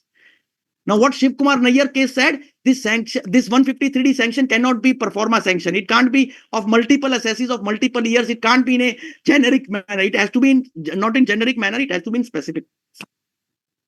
So I believe I have fairly covered the points, some points. Vishnu bhai, mera 20% he cover हुआ है. Let me be honest, make a confession to me. but I can't rush. I tried cover some Supreme Court, Rajiv Bansal. I tried to cover that post Rajiv Bansal point and pre Rajiv in Rajiv Bansal. And secondly, I covered 5-6 orders, 7-8 orders of Supreme Court. And though there are 2 Patna High Court orders I have highlighted, I will again submit that they are worth reading. Vishnu Bhai, if somebody is 148 interested in reading this case of Ankit Agarwal, Patna High Court, what an order it is, sir. They say 50 lakh criteria department is making a blunder of it, sir. What they do, Vishnu Bhai, in Ankit Agarwal, judge has said, and it is again a classical case of cut, copy, paste. You know what happened in this case? I take a moment. Ankit Agarwal case was reopened in modern 148. Modern 148 after 1st April 21. Department said Ankit Agarwal ji has done some transactions of this long-term capital gain and some other bank transactions. Now they made a figure, Vishnu Bhai, 72 lakh just to cross that 3 years point, that 149 3-year point.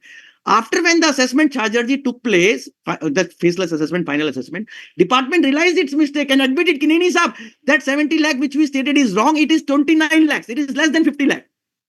Now, assessee challenged it in the High Court if the surviving amount in the case which is reopened after 3 years, the amount becomes less than 50 lakh, whether this reopening can survive. Judge has said no. If you reopen by jumbling up the figure, sorry, judge has said it. When you reopened it, you made a figure of 50 lakh more than to just cross the 3 year. But when you make the assessment, you realize that it is not 50 lakh more than, it is less than 50 lakh. Patna High Court in Ankit Agarwal, 18 April 25 says entire 148 will go. Noted that it's a landmark order. And then Vishnu Bhai, in this case, department, while, Insight Portal is a very important now stakeholder in the income tax.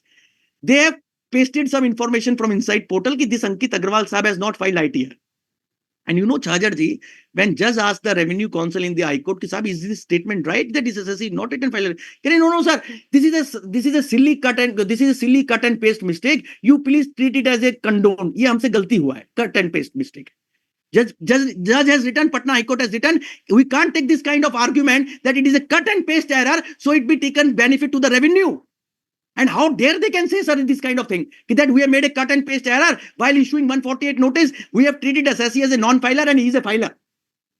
So Ankit Agarwal, point number 1, Vishnu Bhai, less than 50 lakh surviving amount, 148 goes beyond 3 years. Second, cut and paste culture cannot go. Third, relied upon material not given with the show cause, entire 148 goes. This is Ankit Agarwal, point number 3. And this is Honorable Patna High Court has given a second decision, which I am telling you. जो आप बात अभी हम TI Enterprise said sanction has to be supplied with the notice. This Patna High Court Kishore Kaushal Kumar Singh case of 22nd April says all 148 notices have to come with the reasons itself, like a show cause notice comes. They have applied Rajiv Bansal, they have applied one Supreme Court Oryx Fisheries and one 5-judge bench decision. I am telling you, sir, you have also seen. Have you seen any income tax department in the 148 old law supplying notice and reasons collectively? They say after GK and drive shaft, we will give you after written filing.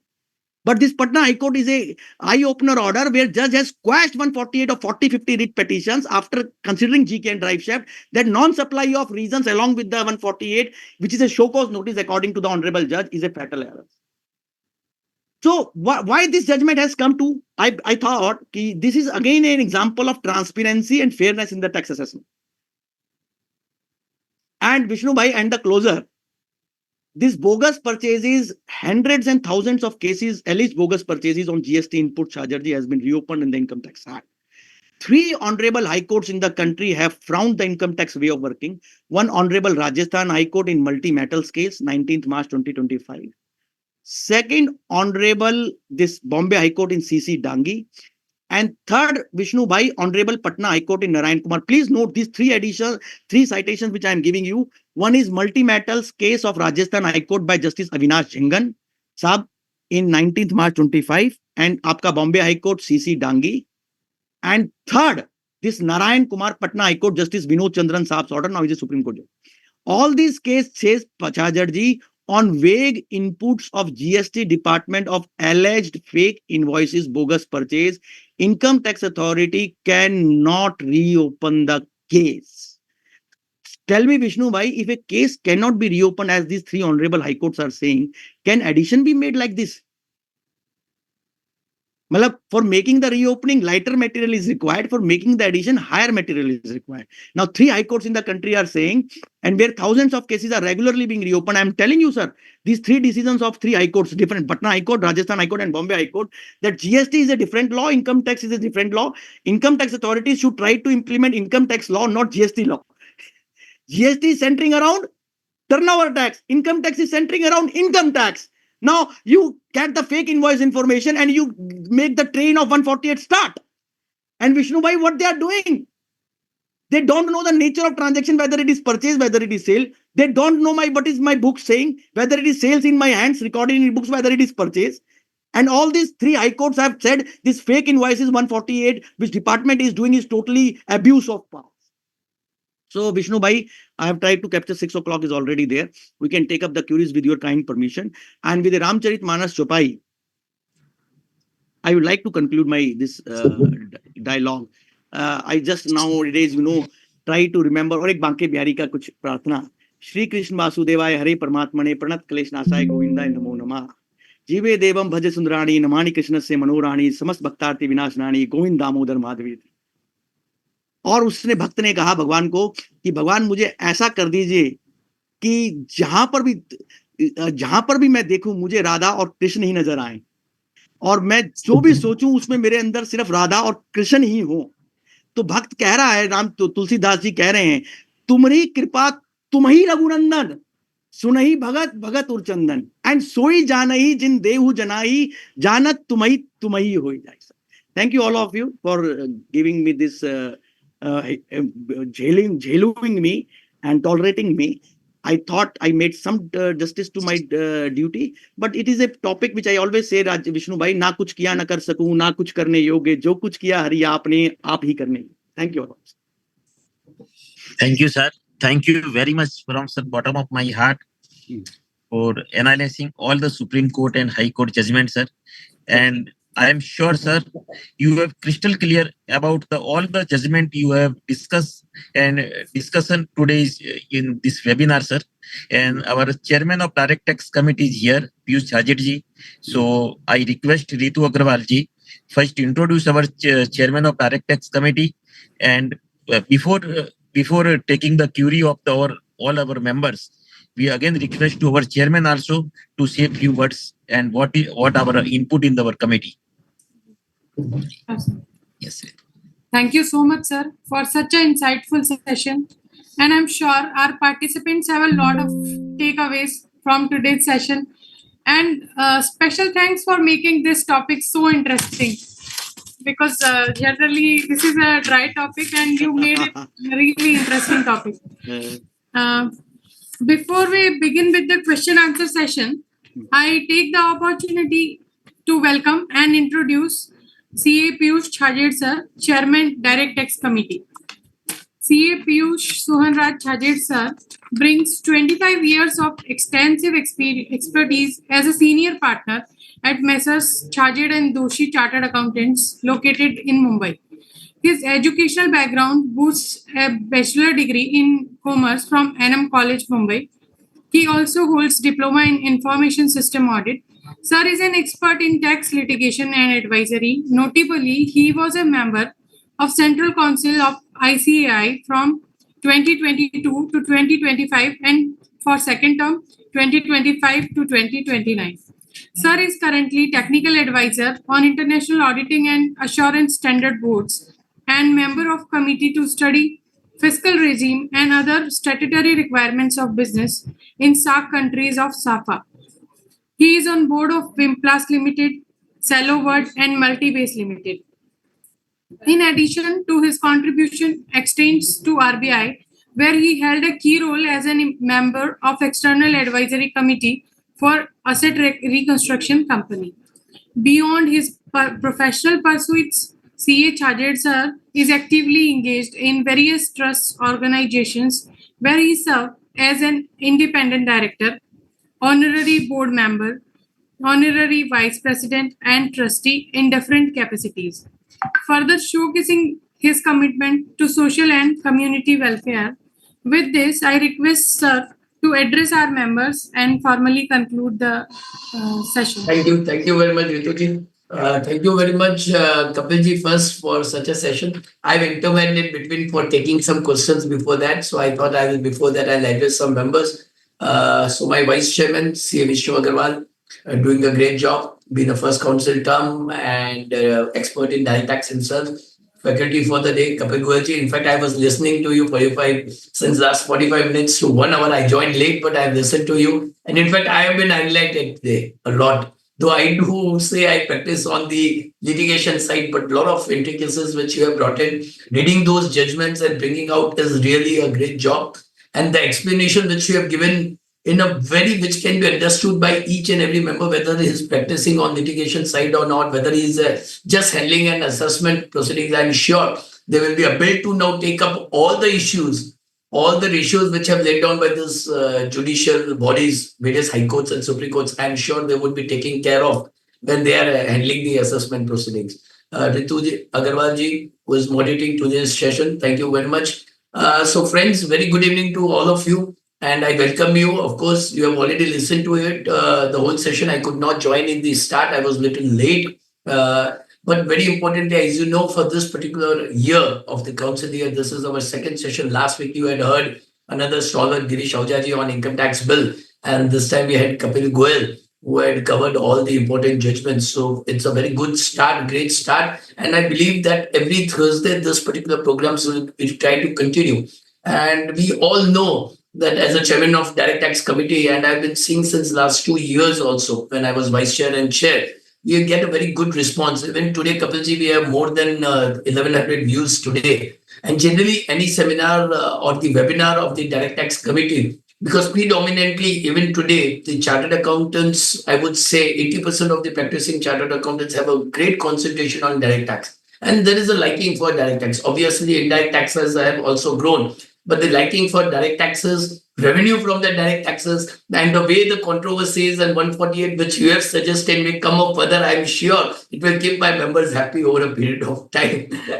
So obviously direct tax has been a very important subject for all our members. And keeping that in mind, we have tried to do this weekly webinars. Apart from that, we are doing a lot of physical conferences and national conferences, seminars, workshops also. And for the benefit of Kapilji, you would know that this time Institute was, in fact, for the first regulatory body, I would say, or first body outside the Ministry of Finance, which was invited by Select Committee of Lok Sabha for giving preliminary suggestions on the new Income Tax Bill 2025. And in fact, after giving our first suggestions in the personal presentation made on 6th of March 2025, we were asked if we could give a clause by clause analysis in respect of Income Tax Bill 2025, which we have already submitted to Select Committee as early as on 21st of April 2025.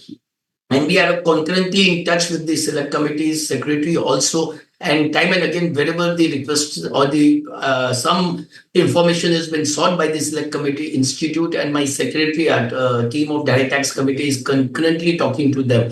Even in fact, the Select Committee is visiting to Mumbai on 16th and 17th, and they would be meeting a lot of chartered accountants because I come from Mumbai and members of other associations being part of this outreach program. So apart from this, we thought, our president thought that even the institute should do an outreach programs wherein we can discuss income tax bill, we can discuss the way forward, and being institute feels there was an honest attempt made to simplify income tax law. But as a litigational practitioners, we may have a different view, Kapilji may have a different view. But the effort of the government to simplify, I would always try to appraise that yes, it's an honest effort. Whether it gets simplified or not over a period of time is a different thing. But yes, efforts have been made in that particular directions. And why I'm saying that, because Institute was involved with this Ministry of Finance since the first meeting of the call by Revenue Secretary of Ministry of Finance on 18th of September, wherein discussion held with various stakeholders,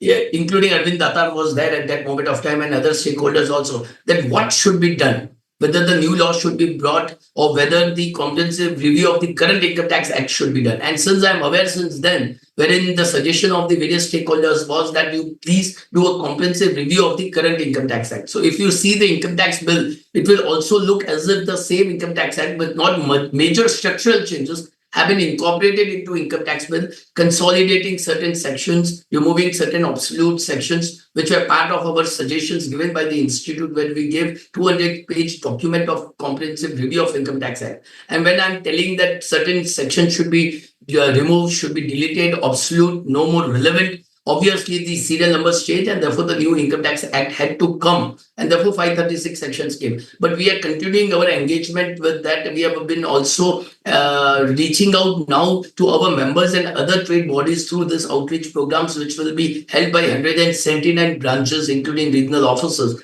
And a lot of programs have already been, and I'm sure, if I'm not wrong, around 20 to 25 programs have already been conducted by various branches, where we have invited guests and the representatives of various trade associations. We have discussed with them. We have also sought their views on it, and we are trying to compile that and try to support the government on this particular aspect. So this is the one aspect. Importantly, second aspect, Kapilji, you would know that institute always comes with a guidance note on tax audit, and at a lot of places, because you are aware, you are part of representing before the judiciary. At a lot of times, this guidance note and tax audit has been upheld by the courts also, stating that, like for an example of turnover, which is not defined under Income Tax Act, and the courts have held that if expert body like ICI is saying how the turnover should be calculated, I think so that should be adopted. And therefore, it becomes a very important document for professionals who are certifying the financial statements and the tax audit, based on which it helps the assessing officer to do the correct assessments. Idea is. So we come with a guidance note on tax audit to support our members who can effectively discharge their duties, and who can also create those documentation which could help the assessee to assess, to pay correct taxes. The idea is that. And we generally try to even update those guidance note. In fact, this year, when you know that Form 3CD has been revised and there is already a budget which has gone in, that is last year's budget and the current year budget also, Feb 2025 also. So we would be revising our guidance note, and our target is if we can send to our members by end of July, because generally audit of tax audit is done in month of August and September. We have already formed the groups, and I think so groups will immediately start working, maybe from tomorrow or day after tomorrow. And the idea would be, after this group is formed, generally this guidance note is prepared through a consultative approach.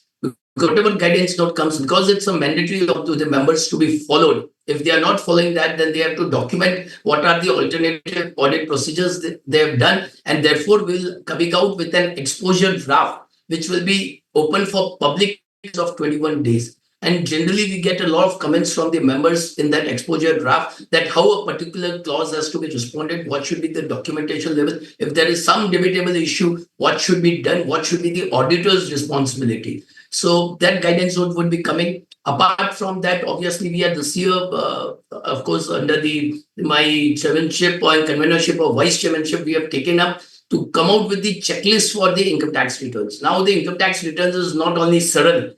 As you know, in last 2-3 years, a lot of forms, size of the forms have increased. A lot of expectations are there from the person who is filing the returns. So we thought it appropriate that let us come with a checklist. Checklist is not only what is required to be filled in response to a particular point in the income tax return. It is also from a point of view that how the professional should look into it, how he should appraise his clients, that what is expected from him. He should be aware why he's reporting, what could be the consequences. And that's why we feel that professionals will play a very important role. Our duty is not only towards the assessee, but the department also. And we can also see to it, and that when we are filling an income tax return, we just not wash it up because it's verified by assessee. I am not responsible. Question is, it's that the documentation should be such, if the assessment comes, obviously the assessing officer would appreciate, yes, this is a level of documentation which is created while filing a tax returns. And I'm sure people like you would actually place reliance upon that. If something wrong happens, then obviously it will actually ring fence me when I'm fighting on quantum additions, or at least on the penalty, that due care was being taken to that extent. So we will be coming out with this checklist. Again, the groups have been formed. So for the benefit of the members, anybody who would like to, we would be coming up, we would be reaching out to them once the draft is coming. And we will generally expect a consultative approach like the government is doing for this income tax bill. A consultative approach would be done by the institute. We'll take all the suggestions from the members, try to incorporate that and try to discuss it.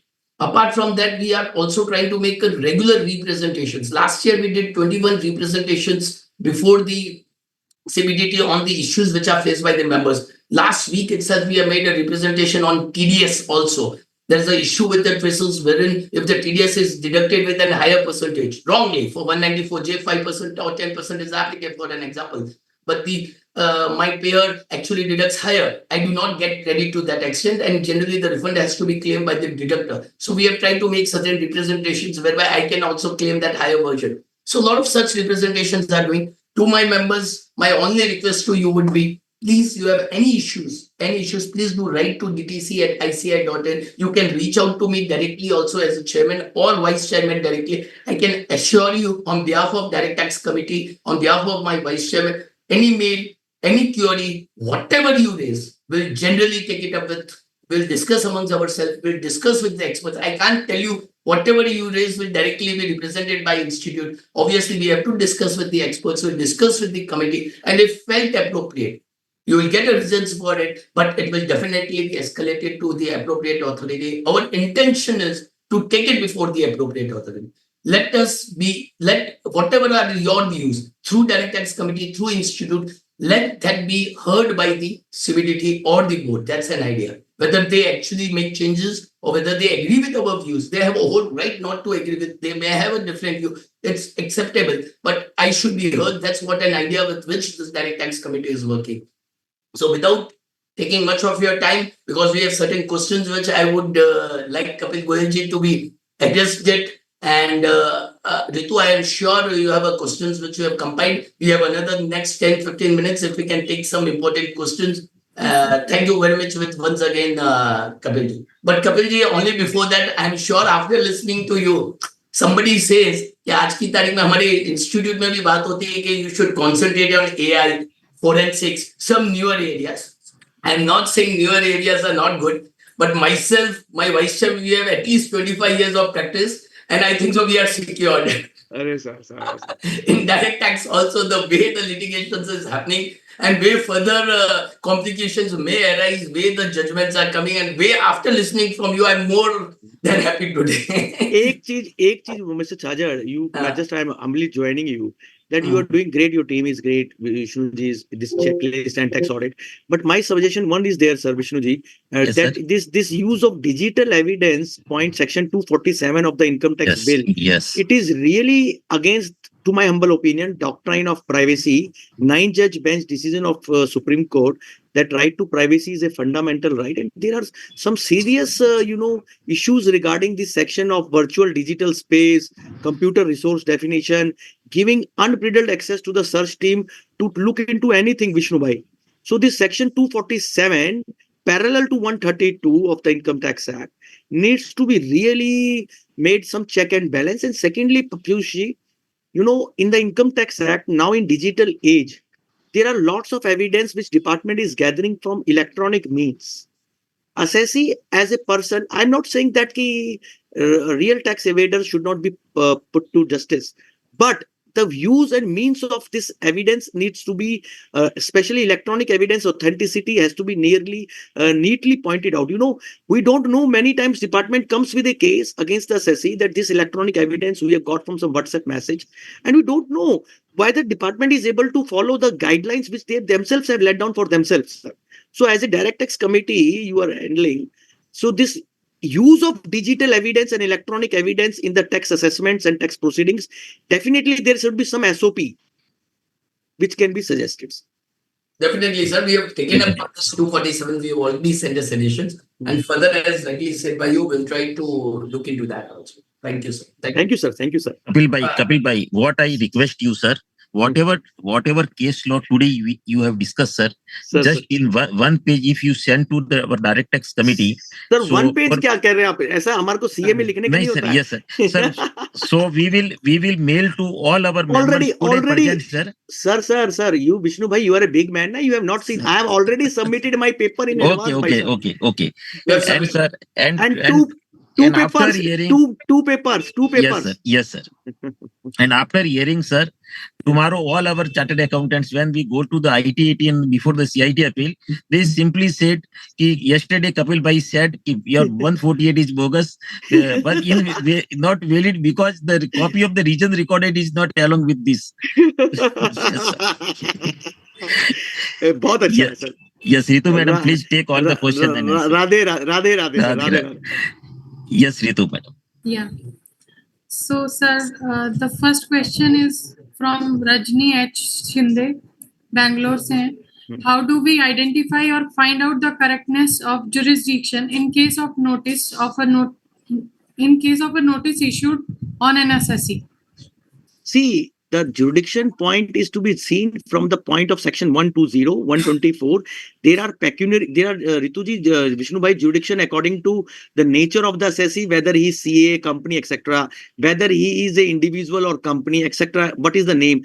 So area wise, there are jurisdiction of the demarcated by the departments by CBDT by under section 120 and 124. There are notifications. For example, exemption case goes in exemption ward. International talks goes in international. Central circle search cases are centralized there. So there is one part of jurisdiction is in section 120 and there is second part in CBDT instruction 1/2011. Pecuniary jurisdiction is there. Depending upon the written income, the assessing officer is decided whether it is metro area, non-metro area, whether it is individual, whether it is corporate. So two parts of jurisdiction, Rituji.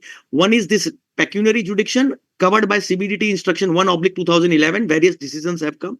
And second part in section 120 and 124 of Income Tax Act, where CBDT has prescribed various norms of jurisdiction. Okay. Sir, the next question is it is from R. Gurunathan, Chennai. Se, the assessing officer makes the assessment only based on info provided by assessee. The assessee has all the data. Why should the officer repeat the data? I don't know what they want to. Vishnu Bhai can understand. Vishnu is Vishnu Bhai is Vishnu, sir. Vishnu Bhai. Madam, just to repeat the question. Yes, sir. The assessing officer makes the assessment only based on info provided by assessee.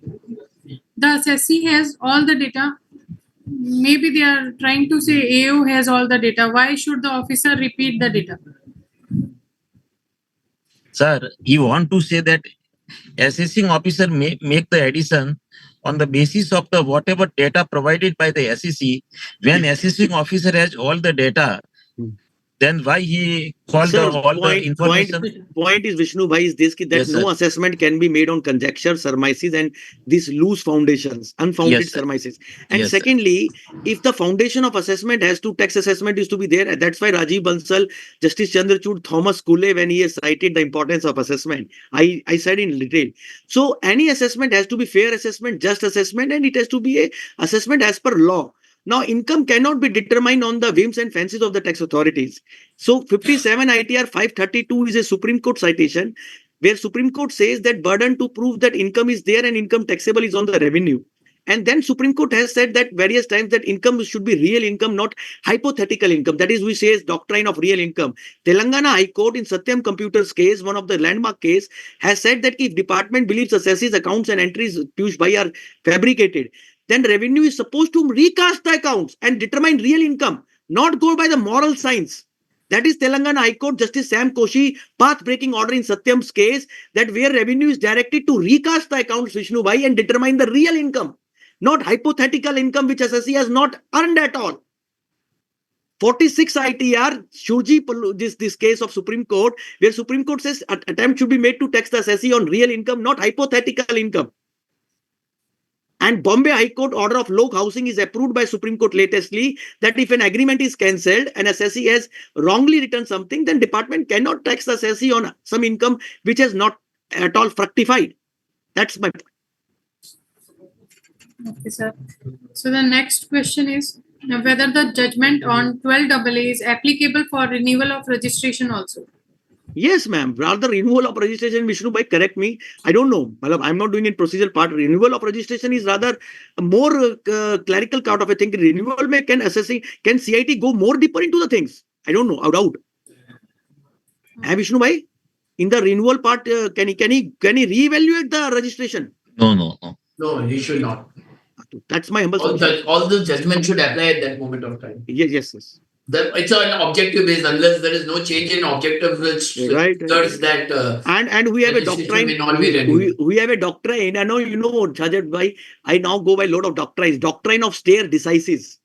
That you look with consistency. Doctrine of stare decisis apply here. Correct. So the next question is, how can we know whether the CIT had made an inquiry? Can we ask the department regarding the inquiry done by CIT? So anything is to be seen, then assessee has all rights, Vishnu Bhai, to, and I'm submitting with all responsibility. Many chartered accountants may be doing, but many are not doing, that they have to make an habit, Vishnu Bhai, if they have to contest the legal proceedings in a legal, more better manner, then they should make an habit, Chargerji, to call for the order sheet, to request for the order sheet and record of proceedings of the AO. Department generally is reluctant to give that. They say that it is confidential, or what is it is internal document. But courts have frowned it, that assessee has all right to ask formally and legally by paying required fees that copy of order sheet. And CBDT has said that if order sheet is casually maintained, then it should be written in the CR of that officer and he should be disciplined wise sensitized. And that assessment will totally go if order sheet is made in lackadaisical manner. I'm saying with responsibility, CBDT order of 2017 should be seen in this regard. And one should make an habit to call and request for order sheet and attack the proceeding where if there is any lacuna of fairness and natural justice. So the next question is, can you please clarify, in case of Vaibhav Goyal, I understand only if there is no assessment pending for any assessment year as on date of IBC order. Please confirm. No, ma'am. This is not. Ghanshyam Mishra is reiterated by Justice Oka in this order.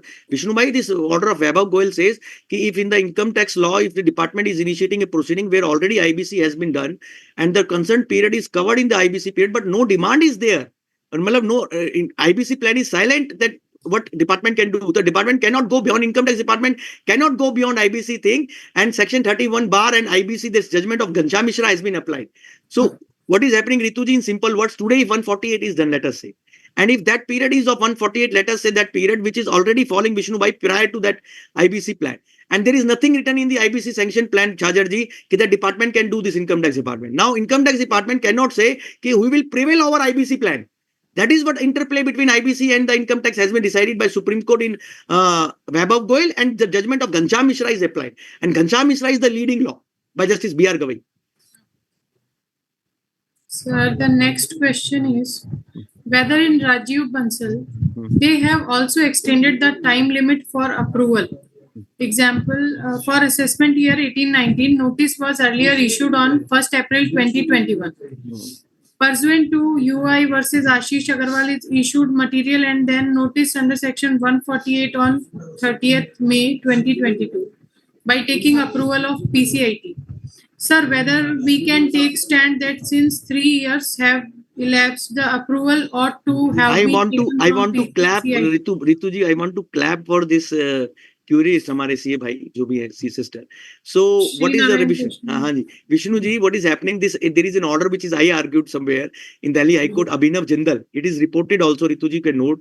And there the court, and after this Abhinav Jindal, there are 4-5 orders, like our one case, Gudwala and Sons, Delhi High Court has written in February 2025, Vishnu bhai. AY 18-19, notice issued in May 2022, sanction taken from CIT. Delhi High Court quashed it, just this saying that after 3 years sanction has to be from CCIT. So Abhinav Jindal case and this Gudwala and Sons order, 2 order I am citing. Abhinav Jindal is the order of Delhi High Court, where Delhi High Court says that 3-year limit is strict limit. And this has been reiterated after Rajiv Bansal in Rohit Kumar, Gudwala and Sons, and many other decisions by Delhi High Court. Okay, so sanction, one can take a view, although there is some there is some hairlines here. But just to make the things keep simple, Gudwala and Sons Delhi High Court decision of February 25 and Rohit Kumar decision of Delhi High Court of 15 January 25 can be looked into for taking the proposition that this sanction is defective and it is from the CCIT. It should be from CCIT, not CIT. Okay. So, sir, next query is, with notice under section 148, is there requirement of sharing bank 133.6 if they relied on the same? 100%, ma'am. There cannot be any hide and seek. And what you saw, some material you have kept in your sleeve. Vishnu bhai, sorry, I'm saying like this. Some material you have kept in your sleeves, and some you are selectively giving. What is this selective sharing? This is a pick and choose approach. How I know as a taxpayer ki what you have kept with yourself is not relevant, and what you have given me is the relevant? Who will see this? And this is a game of hide and seek going on with the taxpayer of this country. Sorry. The next question is, please repeat the 7 points to be checked in sanction अरे given. साहब देखिए, ये रट्टा मारना विष्णु भाई, माला का 151 of it. ये तो रामचरितमानस की चौपाई से भी ज्यादा कठिन काम हो जाता है मेरे लिए विष्णु। कोई नहीं सर, वो तो नहीं, I will just repeat. मैंने रट्टा मारा हुआ ऐसा नहीं है. I am from my chartered accountant days. I have a very habit. Even when I go in my court, high courts, I make a ratta of my points. Then I do, because I am a very deficient and a low level man. But now to keep the things straight, point number one, approval must, first number thing, approval must be, first I said, approval, what Vishnu Bhaiya said, approval must be signed. It must be signed, that it either manually or digitally. Then second, approval must be dated. It cannot be without date. Third, approval must be given in the prescribed performa as per CBDT guidelines. Fourth, approval must be shared to the assessee along with the notice itself. Reason 148. Fifth, approval must be given by the concerned authority in the performa with correct facts written in the sanction performa, not on based on wrong facts. Sixth point, approval must be based on application of mind, not based on rubber stamp and cyclostyle reasons, cut, copy, paste reasons. Seventh point, ma'am, approval should be by the concerned authority who is stipulated in the law, not by some wrong authority. Eighth point, now 8 point, approval must be prior to the notice given, not subsequent. So these are the 8 points. Okay, Vishnu bhai. Sir, the next. I made a 2-pager note on approval. I will share it with you for benefit of all. This is 2-pager small note on this eight mantras of approval. Okay. Thank you so much, sir. Sir, next query is, wonderful session by Mr. Goel. Apart from case laws you mentioned of multi-metal, CC, Dangi, etc., I have small question. In case of reassessment, the assessee made bogus purchase of more than rupees 85 lakhs. In that case, should we put the matter that the assessee has made corresponding sales rupees 1 crore, therefore profit rupees 15 lakh, which is less than limit of 50 lakhs? Yes. This is a very sharp point, and I congratulate this curious. He has understood 50 lakh importance, right, Vishnu bhai, in the absolute right manner. That even if the worst case, if the relevant thing is to be income is to be assessed, then corresponding amount will be less than 50 lakh. But I have a different point, Ritu ma'am, is to say here. If I am to reply, first I will say whether on based on Bombay High Court decision in CC Dangi, Rajasthan High Court decision in multi-metals, and Patna High Court decision in Narayan Kumar, that revenue cannot put negative onus on the assessee to prove that purchase and sale are genuine. First, revenue has to show, Vishnu bhai, that how they are alleging that assessee's trading transaction is not genuine. Secondly, assessee has to say, Rituji, that assessee's trading accounts, please note, as a chartered accountant, here is a very chartered accountant point. If department is accepting the other side of the thing, let us say department is saying my purchase is bogus, but accepting sales, they cannot dissect sale purchase just to attack them independently. If sales are not doubted, then purchase cannot be doubted, number one. And likewise, if sales are to be doubted, and if sale are already offered to tax, then sale cannot be doubted like this if purchase are not doubted. Second point, Vishnu bhai, as a jurisdictional point, I'm saying with all responsibility, all in this bogus purchase, alleged bogus purchase case, assessees should vehemently submit that if my books of accounts are not challenged, are not questioned, are not doubted under section 145 subsection 3, then reopening also cannot take place. So authenticity of the books of account should be highlighted. So two things I have said, Rituji. One, trading account cannot be torn into pieces. Trading account has to be appreciated. Department cannot approbate and reprobate. Department cannot say we accept sales, but we can't accept purchases. Secondly, department, without doubting my books, Vishnu bhai, cannot say that my trading transaction is ingenuine. So make it as a jurisdictional point. That is my case. And then go to third point, but the case is. Sir, again, one small query is there. Sir, इसमें लिखा है, you said that any procedural error will lead to void proceedings. So will this judgment override the removal of the sub-clause of 144B which stated that procedural mistakes make NFAC assessment non. No. I will say this query says very genuine and learned query. Let me put it. I got it. What is Bituti saying? I understood. They are saying that 144B subsection 9 ek hota tha Vishnu bhai, 144B in prior to 2022. It was saying that if an assessment, faceless assessment is not in compliance with 144B, it will be non-hest. But later on, it was removed retrospectively. But Ritu ma'am, I'm telling you, even after this removal of this subsection 9, which the learned jurist is saying, after that also various high courts upheld by Supreme Court has said that if, and which I read now, Rajiv Bansal is a case not of a small body. I told you that Rajiv Bansal is a very important order where Justice Chandrachud has said, and which decision sentiment has been coming in the tax assessment. I'm citing one judgment of Allahabad High Court 473 ITR 722 Vishnu bhai, it's worth reading. Faceless assessment 473 ITR 722 Justice Soumitra Dayal Singh of Allahabad High Court says that faceless cannot be mindless. And they have said 4 steps are critical in any faceless. Number 1, note it down. 4 step. Number 1, you have to give the assessee all the material. Second, you have to give assessee proper opportunity to reply. Then you have to be that all assessment you can't be. You have to consider all the replies filed by the assessee. You know what is happening when we upload the reply in this portal? Many replies are not seen, Vishnu bhai. They selectively see the reply. So, Allahabad High Court Justice Soumitra Dayal Singh in VS Finance case of 473 ITR, page number 722, it's an epochal order. And you know, the copy of the order is sent to CBDT and Ministry of Finance, Hajarji, that faceless should be reconstituted. The department is not doing its job properly. I'm not saying it's Justice Soumitra Dayal is saying, and he has made strictures that faceless cannot be mindless. And Justice Chandrachud, in his order of Rajiv Bansal, has said that tax assessment cannot be valid even though they are procedurally defective. What is this nonsense? If you can say that you are giving me show cause.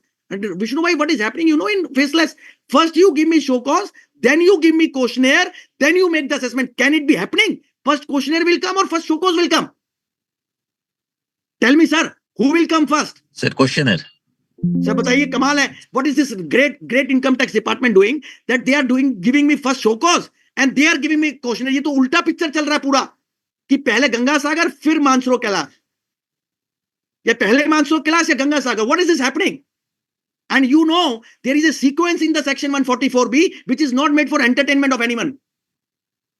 And that is why high courts in the country are saying ki please behave yourself. And that is why Justice Soumitra Dayal Singh has said ki department has to say ki saab pehle aap you give me questionnaire, then you give me my show cause properly, and then you show cause maybe Vishnu bhai give me section in which you are making the addition. Now what is happening? Show cause says something else and final assessment order says something else. Bhai sir, what is this kind of assessment?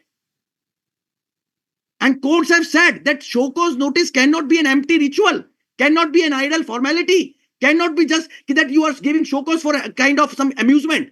Show cause is the very important document. And somebody says that show cause is a procedural thing. Sab, show cause is a, you know, our various Supreme Court judges, latestly Vishnu bhai, Khaskar Mr. Padiwala Sahab and Madhavan Sahab, tax bench, has said that if show cause notice is defective, then entire proceedings will fall. I am citing you an order you all know by Supreme Court of India, authored by Justice Ujjwal Bhuyan in Income Tax Law Section 206C. There is a landmark order of Excise Masoor Sale versus Excise Commissioner, reported in 466 ITR, page number 205. One of its kind order, Vishnu bhai, 466 ITR, 466 ITR, page number 205, Masoor Sales, that if show cause is not given properly, Ujjwal Bhuyan Sahab in section 206C has said entire proceedings will go. So it is for whom? It is not the binding law. Masoor Sales 466 ITR 205. And I'm telling you, Vishnu bhai, this is very important. 206C section में कुछ नहीं लिखा है that show cause will be given TCS default assessment. There is the thing that assessee can be treated as a TCS defaulter. But Supreme Court has said if an proceeding result in adverse civil consequences, we are reading to Income Tax Act section 206C, mandatory show cause notice and mandatory oral hearing.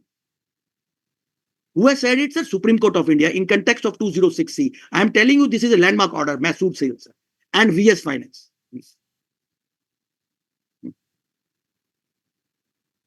Anything else? Yeah, sir. Ritu, Next query is. Ritu, we can take last question and then close it. Okay, sir. Sir, Yeah. no problem. I have no quota, sir. I'm making myself more, what do you say, better. See, these queries makes us also thinking. Yeah. Sir, next query is asking which Telangana High Court which states that 151 without signature is invalid. There is a decision, madam, by Justice P. Shyam Koshi. Let me just tell. You can take the another query in the meanwhile, please. Next query. Madam, Telangana High Court has given an order in case of Big Leap. Or yeah, I have shared that note with you, na. In that note, there is a decision of Telangana High Court, Big Leap Technologies. Although it was in GST, but income tax decisions are cited in it. Big Leap Technologies versus State of Telangana, 28 February 2025. And before that, in Income Tax Act also, Telangana High Court has written an order where they have said that that if an income tax notice under 148 is being issued and it is neither manually signed nor digitally signed, it is invalid. But for the sake, I am giving two citations. One can note. One is Bombay High Court 451 ITR page 27, Prakash Krishnavatar 451 ITR page 27, unsigned document has no value. And second, Allahabad High Court Vikas Gupta 448 ITR page 1. I believe this makes good, sir. Vishnu bhai, okay. Prakash Krishnavatar and this Vikas Gupta and Big Leap Technologies. Yes, yes. Sir, anything we else, have ma'am? Four more queries, but we can quickly take it. You can quickly tell me. I can Okay, sir. quickly. The assessing officer should be made accountable for the procedural lapses in notice or order issued by him. Please provide your views. Absolutely, ma'am. This is also philosophical issue, but I'm telling you, constitutional point of view, Article 14 in our Constitution, Samvidhan says that as hiring officer should be accountability should be fixed. And there are three judgments, Vishnu Bhai, by Justice Nagratna, Justice Padiwala, and Justice P.S. Narasimhan. In different manners, they have said, even they have gone, Vishnu Bhai, it's very important for you to note, and Chajarji, that Justice Narasimhan has gone to the extent of saying, it is widely reported in media, that every constitutional court should order a performance audit of a statute, whether it is working efficiently or not. And in our culture of India, we have not seen performance audit of any statute like income tax 148, etc. not done. So accountability is a very important issue. And our Supreme Court judges have said that there is a high time that bureaucracy accountability should be fixed. But ma'am, action should be taken at the end of the department and government. Okay. So the last query is, can we say approval is defective if dates for 148A and 148AD mentioned is wrong? Ma'am, see, the sanction has to be a very Solomon thing, and it can't be based on cut and paste things, and it has to stand on its own legs. That is why I gave so much citations. Two citation I gave, one of my case which is latestly reported, SBC Mineral 475 ITR 360, one Bombay High Court second, Saraswat Cooperative 473 ITR 205. So Vishnu Bhai, the sanction part cannot be in a casual manner. It should depict application of mind. And ma'am, application of mind, Rituji, is a thing which has to be done in the facts of the case. If sanction performa is based on wrong facts, it is not properly, coming out what kind of application of mind is there. And, there is no consideration of all the relevant things. So one can attack sanction as a main thing is this, that Justice Chandrachud in Rajiv Bansal, para 73, one should note that sanction is a important safeguard to prevent harassment. Vishnu Bhai, this is Justice Chandrachud has said in para 73, Rajiv Bansal 469 ITR 46. So if that harassment safeguard blows, then everything blows. That's my understanding, perception. Sir, thank you very much, sir, for solving all the queries of all the members, sir. I have shared 3 notes now, sir. Yes, sir. We will mail to all our members today who are present. And our memento is due to you from you. Yes, sir. Yes, sir. Your memento is always in my heart. I always love to be amongst the professionals. I always say कि मुझे कुछ नहीं आता है, मैं तो बहुत छोटा सा और मेरा दिमाग बहुत, वो कहते हैं ना, जैसे भगवान राधा रानी से भक्त कहता है कि मैं तो पतित भी हूँ और अधम भी हूँ, मुझे आता जाता कुछ भी नहीं है और हमारी हैसियत भी नहीं है कुछ बताने की, पर फिर भी ये चार्टर्ड अकाउंटेंट्स का मेरे पे विशिष्ट आशीर्वाद है, बड़ी ब्लेसिंग है कि प्रोफेशन मुझे हमेशा बहुत आशीर्वाद देता रहा है, बट मेरे को आता जाता कुछ नहीं है सर, मैं यही कहता हूँ sir. Thank you. Thank you, sir. Thank you, sir. Thank you so much. Radhe Radhe. Radhe.